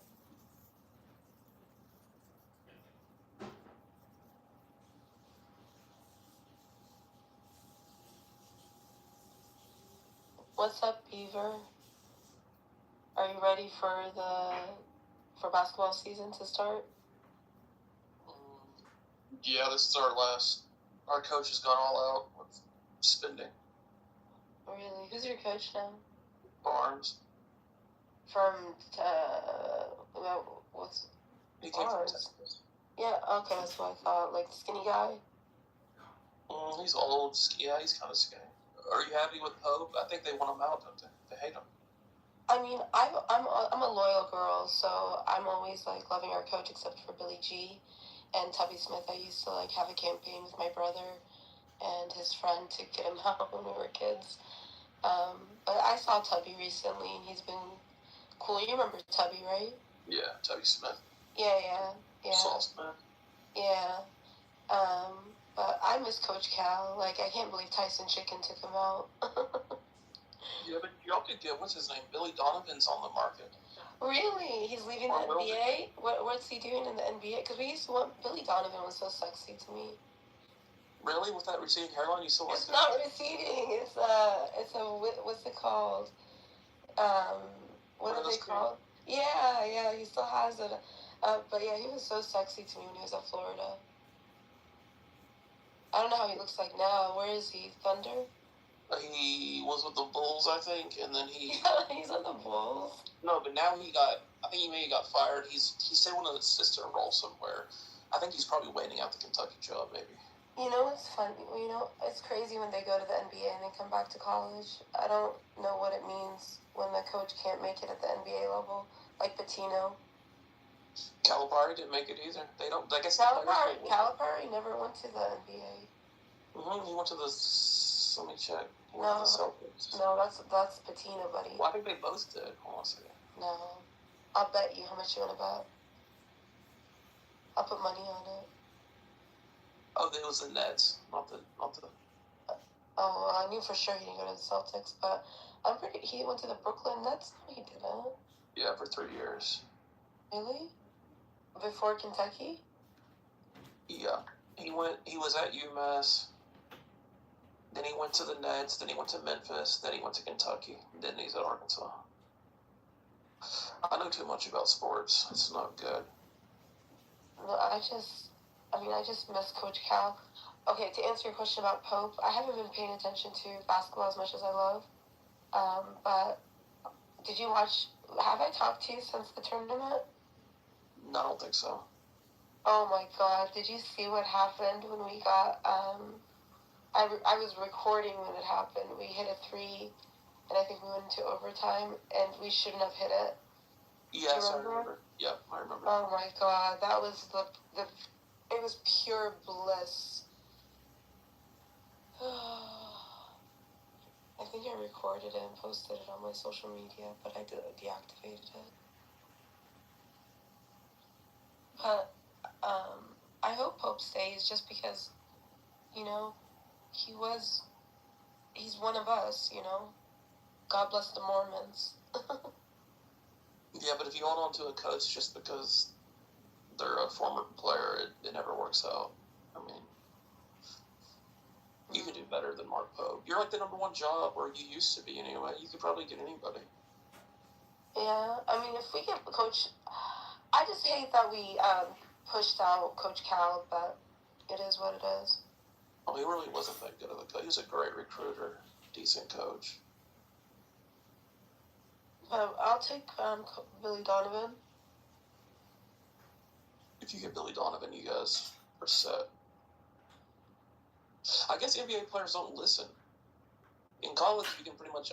Well, now I don't know since they get paid, but in college, you used to be able to, if you own the player, you could bitch him out, tell him it's my way or the highway. In the NBA, you can't do it. I mean, I didn't watch the Knicks, like, shout out to them winning, but, or the playoffs in general, like, I barely watched anything. But NBA style basketball is not the same as, like, college basketball. Do you remember the Pitino press? Like, imagine them pressing long, like, full court in the NBA. I've never seen that. They don't, no, there's no way they would ever go for that. Yeah, so I just think it's a different style. They're just more talented. They're not as hardworking. The thing that I do like about Mark Pope is he brought our white boy era back. Like the Travis Fords, the Scott Pagets. Good luck winning with white boys. What do you mean? That's how we won in the 90s. No, you had Mashburn and Mercer. Yeah, but we had, like I said, Travis Ford, 1994 probably. Scott Paget, probably 2017. We didn't win 94, but like I'm saying, we had like the eras of just pure bliss and magic. But you had the dude. You had Delk and McCarty and Roger Gross. You had all these black dudes. But we always had our token white boys. You did. That is true. You had a few white boys out there. Like, what white boys did we have with Calipari? His son. I'm just kidding. Like, we didn't have any white boys. You had, Patrick Spark. No, he wasn't. Yeah, you didn't really have anybody with him. That's true. We had Joe Hero. Not Joe Hero, sorry. What's the other guy? Hero. Tyler Hero. Tyler Hero. Joe Hero's up top. I was looking at him.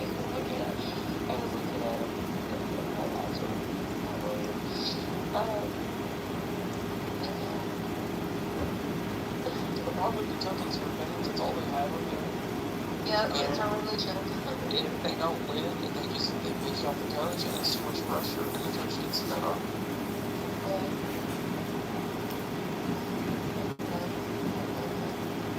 I literally been sitting this to be up there constantly.